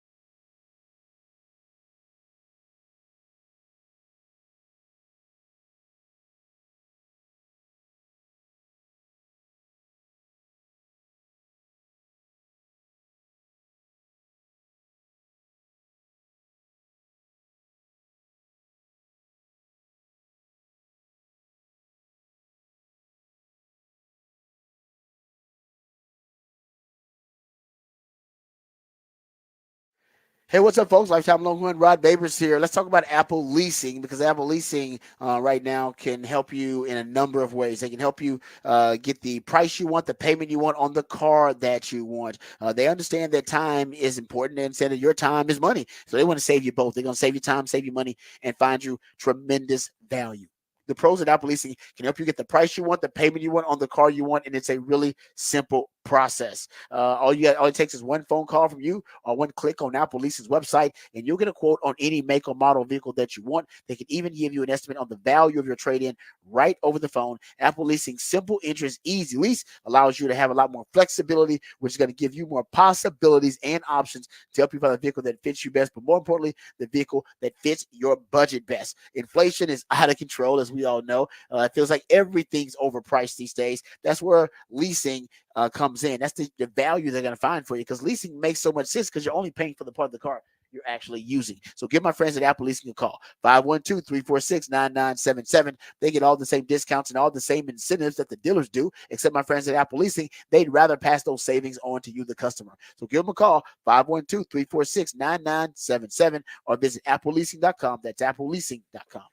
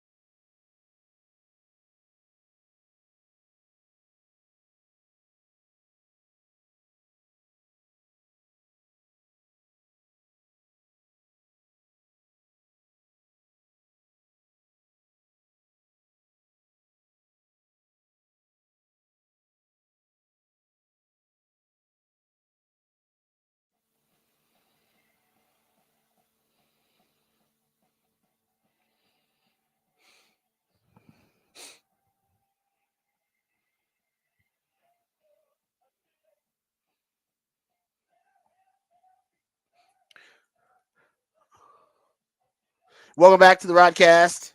It is a 512 Friday edition of the Rodcast featuring Patrick Davis. He's the Idealionaire, comes up with the musically themed days of the week. And a 512 Friday is when he plays jams from local bands and artists, very talented human beings that you have a chance to catch live right here in the ATX. Who we jamming right now, Patrick? This is the Bright Lights Social Hour, and they are playing Saturday at Scoot Inn.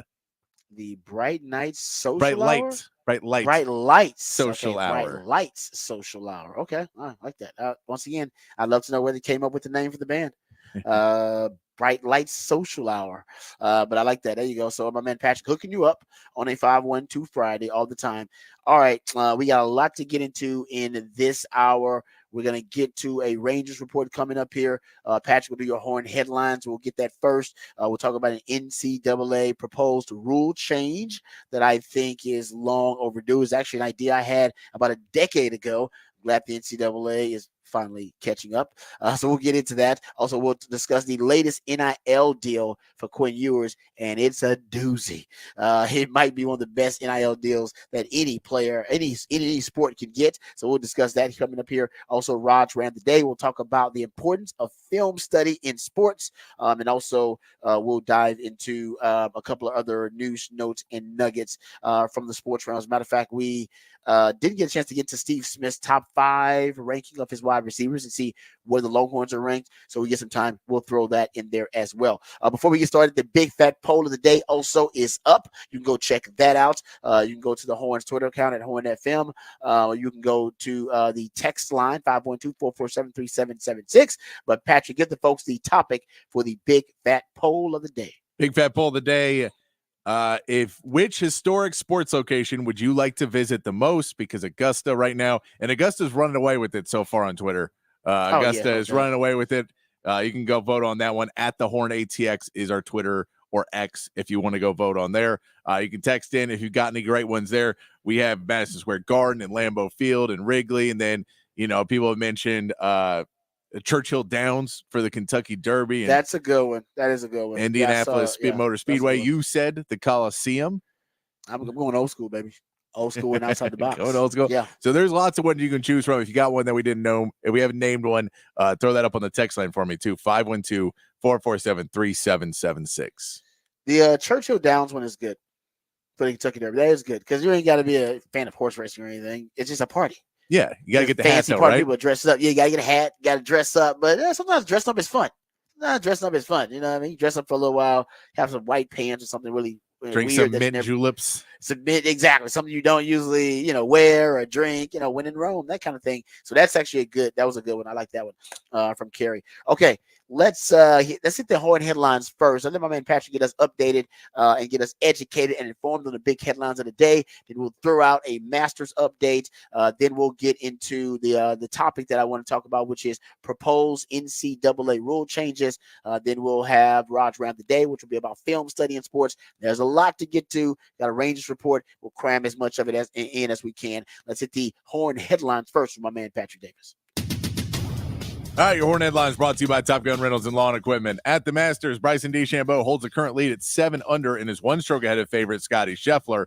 After a delayed start yesterday due to weather and with play being suspended just before 8 p.m. as the sun set, several golfers needed to finish their first round today, leading to a long day. Tiger Woods being one of those, already just finished his first round. He is now 1 over, but we'll have to play another 18 holes after he played 5 already, 23 in total for Tiger Woods. He is about to tee off for his second round of the day, and action taking place right now for the Masters and will be for the rest of the day.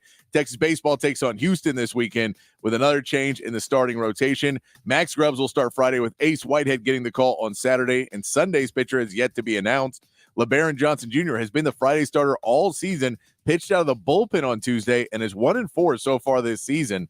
Texas will also be without pitcher Grant Fontenot as Coach David Pierce announced he had left the program earlier this week. In Texas softball, who regained the number 1 ranking this week after their series win over Oklahoma, will take on Baylor this weekend in Waco.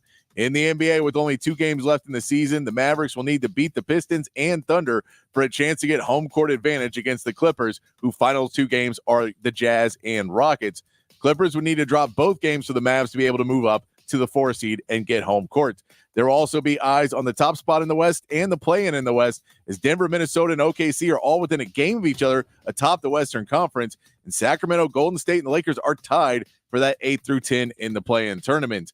And in Major League Baseball, after 2 more disappointing losses for the Astros and Rangers, they will meet up again tonight, continuing the Silver Boot Series in Houston. Dane Dunning will take the mound for the Rangers, and the Astros will send out J.P. France. The two teams split the first series 2-2, and pregame for tonight's matchup will begin at 6:30 right here on the Horn. That is your Horn headlines.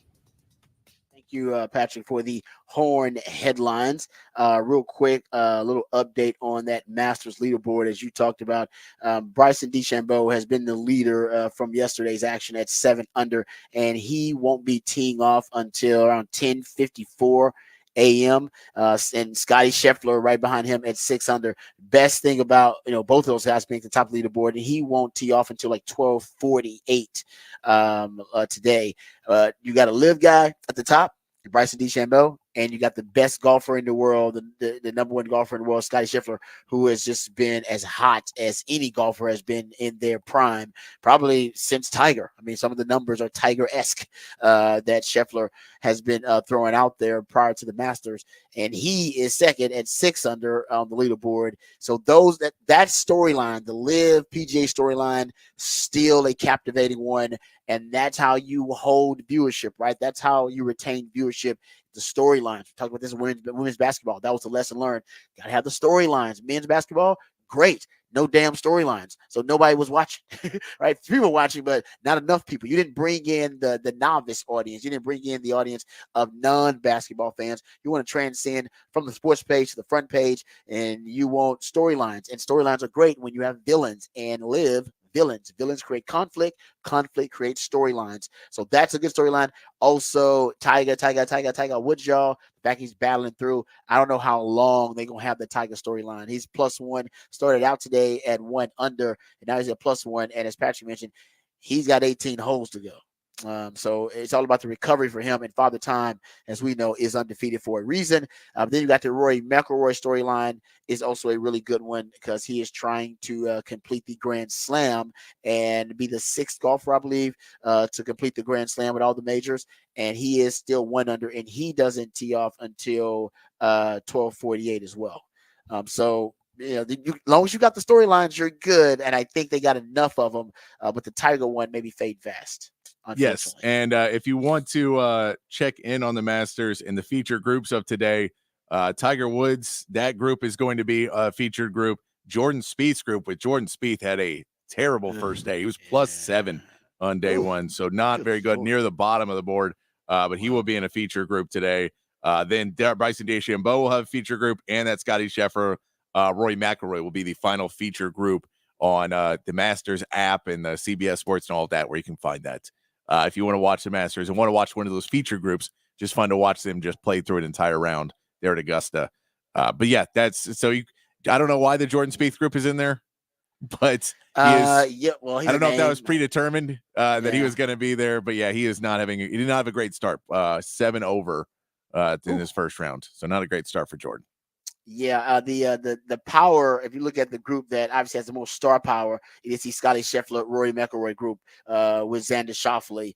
That's the one. And you said that group is that group one of the featured groups? Yes. So that's the one that will probably get you the most run. And then the one with Tiger is Jason Day, Max Homa, who, by the way, is at the top of the Max Homa is he's 5 under. 4th. Yeah, he's 5 under at this point. So he's the top of the leaderboard, but he's in that group with Tiger as well. So, I mean, it's like I said, I think right now they're in a really good place storyline-wise.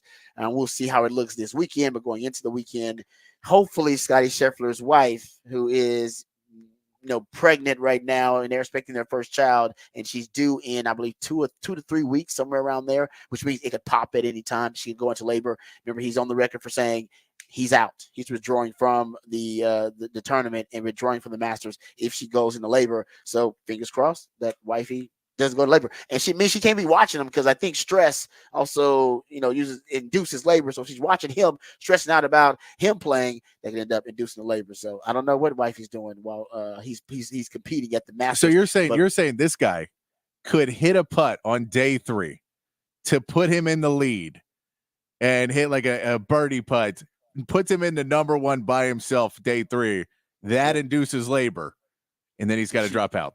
If she celebrates too much and induces labor, like 2 jumps up and down, and then all of a sudden, exactly. She's it. He could change his mind though. I think honestly, he would. If I don't know, but he is a man of high moral character, so he probably won't. But I think it depends. I think reserve the right to change his mind. If she says, "Just go finish, like win the Master, go win the Masters." Masters. Like I said this when I didn't think you were going to be winning it. If you're the lead, I say if you're like 4 strokes back, leave. But if you're in the lead, go win the damn thing. You're talking about the future of our baby and how much money we can make to support our family. That is a big chunk of it. Masters wins, because in golf that it can swing, your luck can swing, and all of a sudden your shot gets off and an injury. Would it distract his game though if he was out there battling for the lead? And his wife's in labor, and what is he like FaceTiming it in between holes? He's like looking at watching the delivery and talking to wifey, and then going out there. Like it definitely would distract you, right? That's true. That's true. He made it so he's like, I'm gonna suck either way. Yeah, because that would be worse. Why'd you miss? I shot 10 over. Yeah, I mean that's what I'm saying. That's I don't know, but that would be now that storyline. If that happens, that becomes the number 1 storyline easily. That shoots to the top of it, because then the decision that he would have to make would be, am I going to join wifey for our first child, delivery of our first child, or am I going to try to win my first Masters? It's crazy. All right, so there you go, a little Masters conversation. Though I think the storylines are really good for the Masters right now. Let's get to this topic, and then we'll get to our range report, and we could table Raj around the day. But I want to talk about this, the new president for the NCAA, because he is proposing, like I said, he's brand new. His name is Charlie Baker. Nobody cares about Charlie Baker anymore as the new president of the NCAA, because nobody likes the NCAA anymore. Everybody thinks the NCAA is a borderline criminal syndicate, and every time they go to court, the judges essentially reaffirm that or confirm that, because they tell them they're violating antitrust laws. So he's proposed a lot of very progressive legislation, progressive rule changes, because he's trying to modernize the NCAA, which God bless the man for trying to do it. That is a Herculean task, Sisyphean even. And he has proposed a lot of a lot of rule changes that are considered even beyond progressive. They're considered radical by some measures. But the one that I love, that I actually proposed this on these airways probably like, I don't know, 7-8 years ago. I've been talking about it for like 10 years, for a really, really long time, that the transfer portal should just be linked to academic requirements, to academic achievement. Tell the players who achieve a certain academic requirement and certain academic criteria that they can transfer without penalty wherever they want to go. They have the free market. All right, is at their disposal. They can do whatever they want. They can transfer whenever the transfer portal window is open. They can transfer whenever they want, because they have that freedom, because they are academically excellent, right? We're talking about academic excellence for them. So we'll reward them for that. And obviously the NCAA wouldn't do anything like that, because they were a crooked organization. They were more concerned with money. They had a money compass and not a moral compass, and academics was not their top priority. Remember, this is an institution that said about the North Carolina academic fraud scandal, the largest academic fraud scandal in the history of college sports. The NCAA investigated, did all the due diligence, gathered all the information, and decided, yes, North Carolina did engage in academic fraud over a decade plus. But that is not necessarily an NCAA violation. What? Yeah, that's real. So that same entity, I didn't expect them to be very progressive in their policies. But this new president, I'm telling you, Charlie Baker, here's what he's proposing now. And I think it's going to pass. The NCAA's Division I Council can adopt emergency legislation for a new transfer eligibility rule at its April 17th, 18th meeting. Proposed legislation would allow all undergraduate athletes to transfer and play immediately as long as they meet specific academic requirements. In the proposed legislation, which was obtained by The Athletic, there's no limit on the number of times an athlete can transfer. Transfer windows will still exist in the new system. You still can't transfer mid-year and play for a second school in the same athletic season. But if they adopt this rule, the academic requirements will largely determine whether you have ability to transfer or not. And the one thing I really love about it is you can make the academic requirements whatever you want to. You can make them unrealistic if you want to. Listen, the Longhorns were they were mocked and teased on social media in 2019 when they put out a tweet saying that they had the highest cumulative GPA for their football team in the history of the program. You know what it was? It was 2.8. That was the highest cumulative GPA in the history of the program. So you don't have to make these academic requirements ridiculously, high. You can make them 2.8, 2.85, 2.75. And I guarantee you half the football players, half the basketball players, and now the ladies may be a little bit different because I read some studies about women in academic achievement. So the women's sports may be different. But for your main revenue generating sports, half the team wouldn't even qualify. They wouldn't even be able to transfer. Yeah. And you would still be able to claim, oh, no, listen, we are all about the student athletes, because if you meet academic requirements, we're going to empower you with as much freedom as we can give you via the transfer portal. But if you don't, then you are going to be, obviously, you're going to have to abide by whatever the rules we put in place. Maybe one transfer and that's it. After that, you have to sit out. Whatever. Remember, the NCAA still has that rule in the books that you have to sit out a year when you transfer, unless you're a graduate transfer. They have basically tweaked it because of a COVID. They decided that was a COVID exception for everybody to transfer.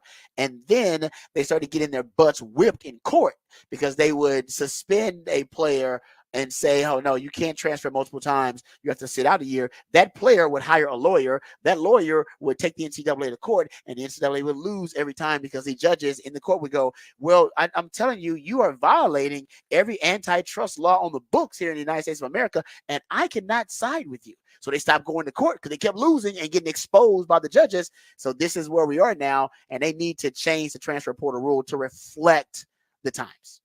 Yeah, you got to change it. I mean, there's going to be more and more change. But yeah, you'd see it'd be funny because, at a smaller school, you'd see somebody that would be outperforming what their, what the recruiting was. And then all of a sudden they'd be like, so you must be working out a lot. He's like, I mean, I'm in school all day. I got to get my grades up so I can transfer out of here. That's a great point. Yeah, get my grades up. I got to get to a better school, man. Got to get on the playing field. Right. Yeah, Kalen DeBoer just called Alabama once. Man, I gotta get my ish together, man. But no, I think it'll incentivize the guys, and I think it's actually a good move. So keep this guy, Charlie Baker, in the back of your mind. He is proposing some radical stuff. And keep in mind, guys, the NIL world is about to change again. We're currently dealing with a federal injunction. This federal injunction by a federal judge in Tennessee granted. I think this was like in February, like early March. And this federal injunction prohibits the NCAA from punishing any athletes or boosters for negotiating name, image, and likeness deals during the recruiting process, like before they ever sign. Remember, now you have to sign on the dotted line, sign your letter of intent to actually capitalize and actually get the NIL deals. This injunction is basically saying that the rule by the NCAA to prohibit basically the negotiation of NIL deals as a prospect is also in violation of the antitrust laws.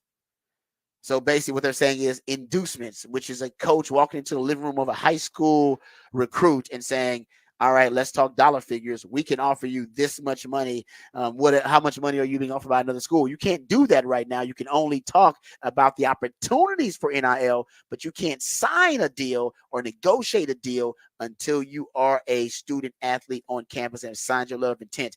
This new law, which is, I believe, in January of 2025. This new law is going to be, it's going to be a case. This case is going to go before the courts, I should say, and to be decided. But right now the courts are leaning towards basically banning all rules prohibiting inducements by the NCAA because it violates antitrust laws, which basically means the schools. And by the way, another rule on the books by this guy, Charlie Baker. He is proposing a rule that permits schools to provide assistance and services to their athletes in pursuit of NIL deals, including facilitating deals with third parties themselves. So basically, what if this guy Charlie Baker has his way? The schools will be able to negotiate NIL deals with high school recruits coming out, and they'll be able to directly pay them. He had an earlier proposal on the books for a rule that would permit schools to directly pay NIL athletes. I'm not making it up. This rule was on the books, and they lobbied against it, I think. But this rule was on the books that would allow schools to actively just pay student athletes essentially for performance. You just pay them for a performance. He's got some radical ideas, but it's better than the old NCAA where they did nothing.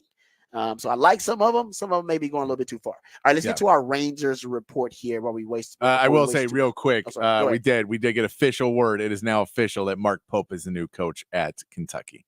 Oh, so it has been announced now. It is official. So that is a done deal. But we've been talking about it all morning. So I just wanted to bring up that I saw it come across. It is now official.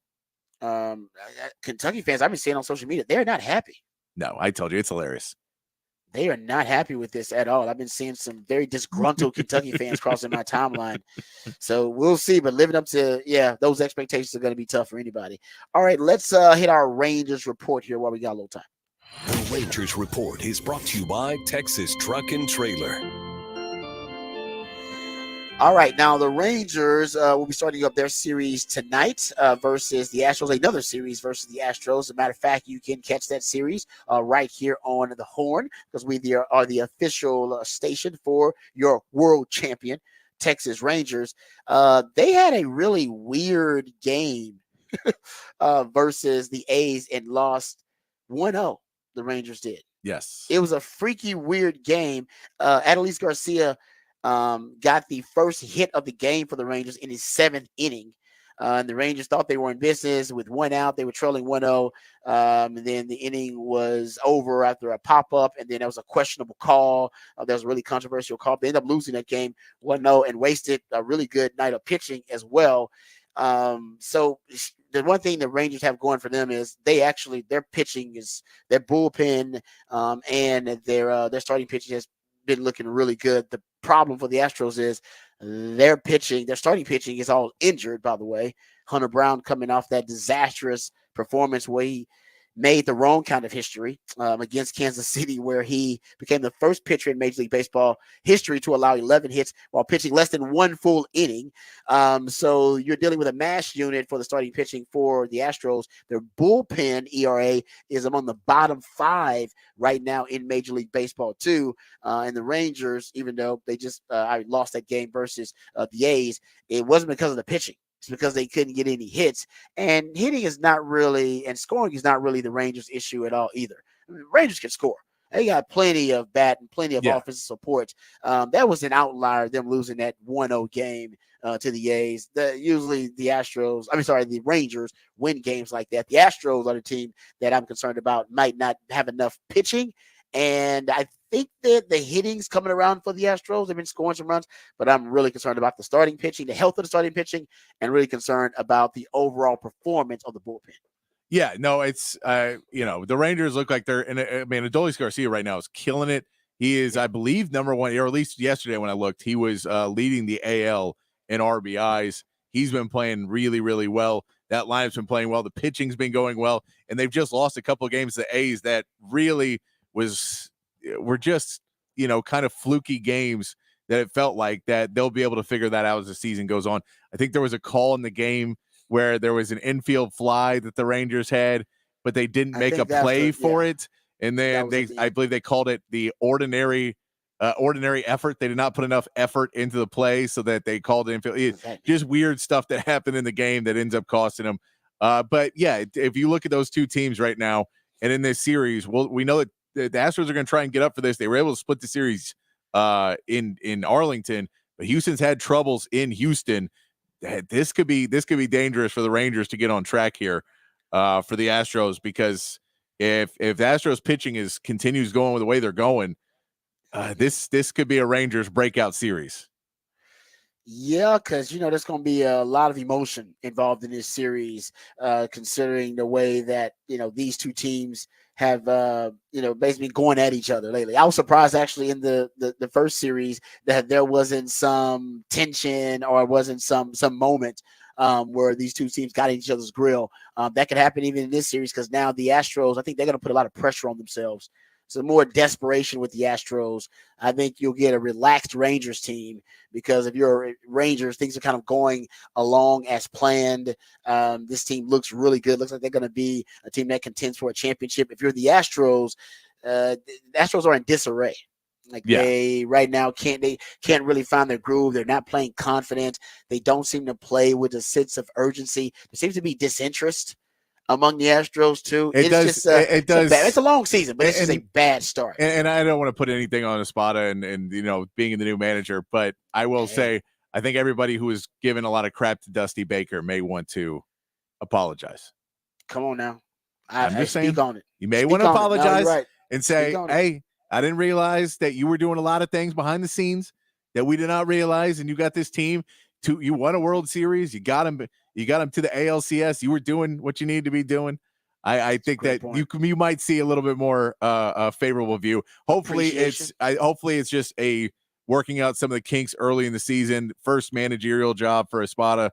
So it may be something where he's just kind of figuring out his role in there.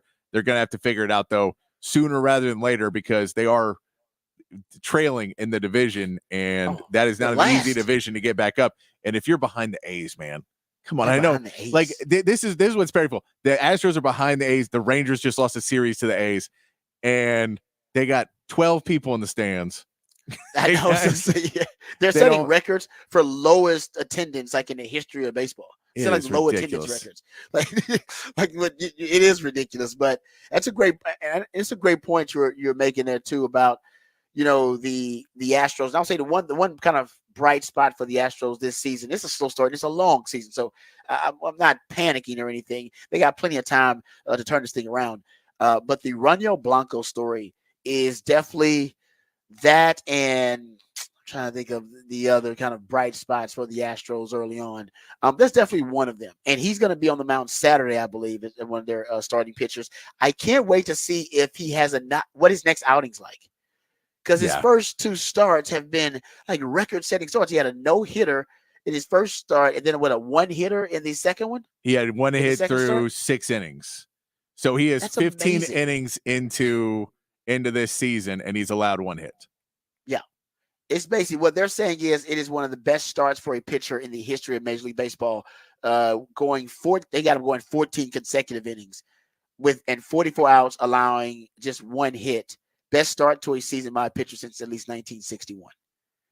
So I can't wait on Saturday to see if he if they found a diamond in the rough, or maybe this guy's finally figured things out at, what is he, 30 years old? 28?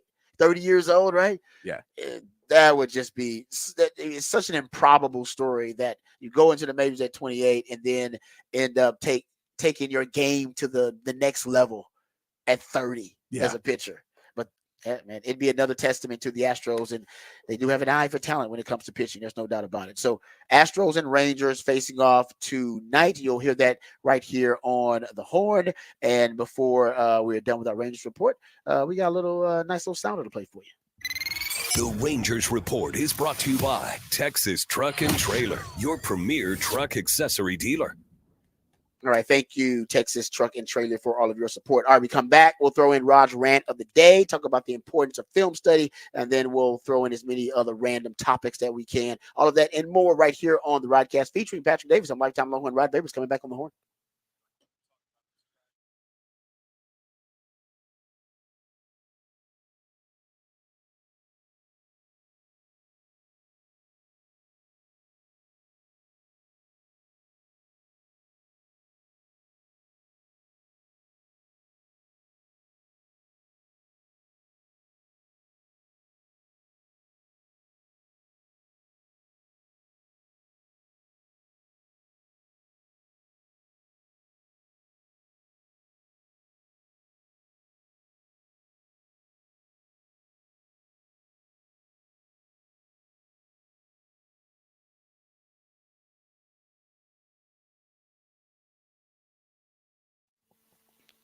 Hey, what's up, folks? Lifetime Longhorn Rod Babers here. Aside from the traffic, we all love this city. What's not to love? Great people, great food, great music here in Austin. Even the unique aesthetic appeal, all the unique iconic landmarks around town really make Austin a great city. And what you may not know is that many of those iconic landmarks that I'm talking about were actually built and constructed by the skilled craftsmanship of Ironworkers Local Union 482, like the Pennybacker Bridge and DKR Stadium. You might be driving by one of these iconic landmarks right now and not even know it, or maybe you're parked in front of it right now in traffic and not even know it. But the folks at Ironworkers Local 482 don't just go to the office; they're the ones who build it. So if you're looking for an exciting employment opportunity or a refreshing career change, or maybe you just want to feel valued by your employer, become a valued member of this prestigious organization, Ironworkers Local 482, and you'll take pride in the type of teamwork and craftsmanship that helps shape the future of our great city. They're offering competitive wages, competitive benefits, and a pension plan. They even offer training for unskilled labor through their apprenticeship program. They're hiring over 3,000 people, so there are plenty of opportunities for you. Go online and apply at ironworkers482.org. That's ironworkers482.org.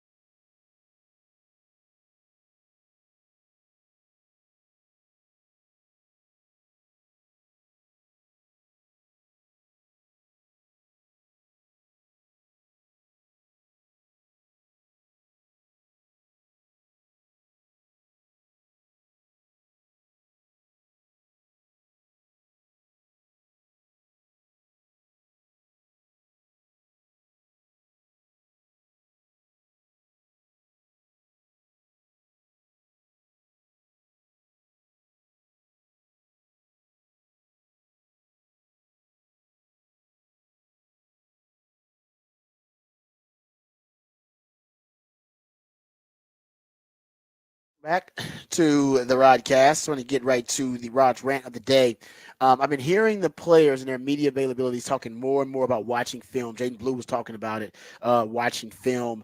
Gunnar Helm was mentioning it as well. Jake Majors. I've heard the guys, I think, talk about watching film more this offseason than I ever have.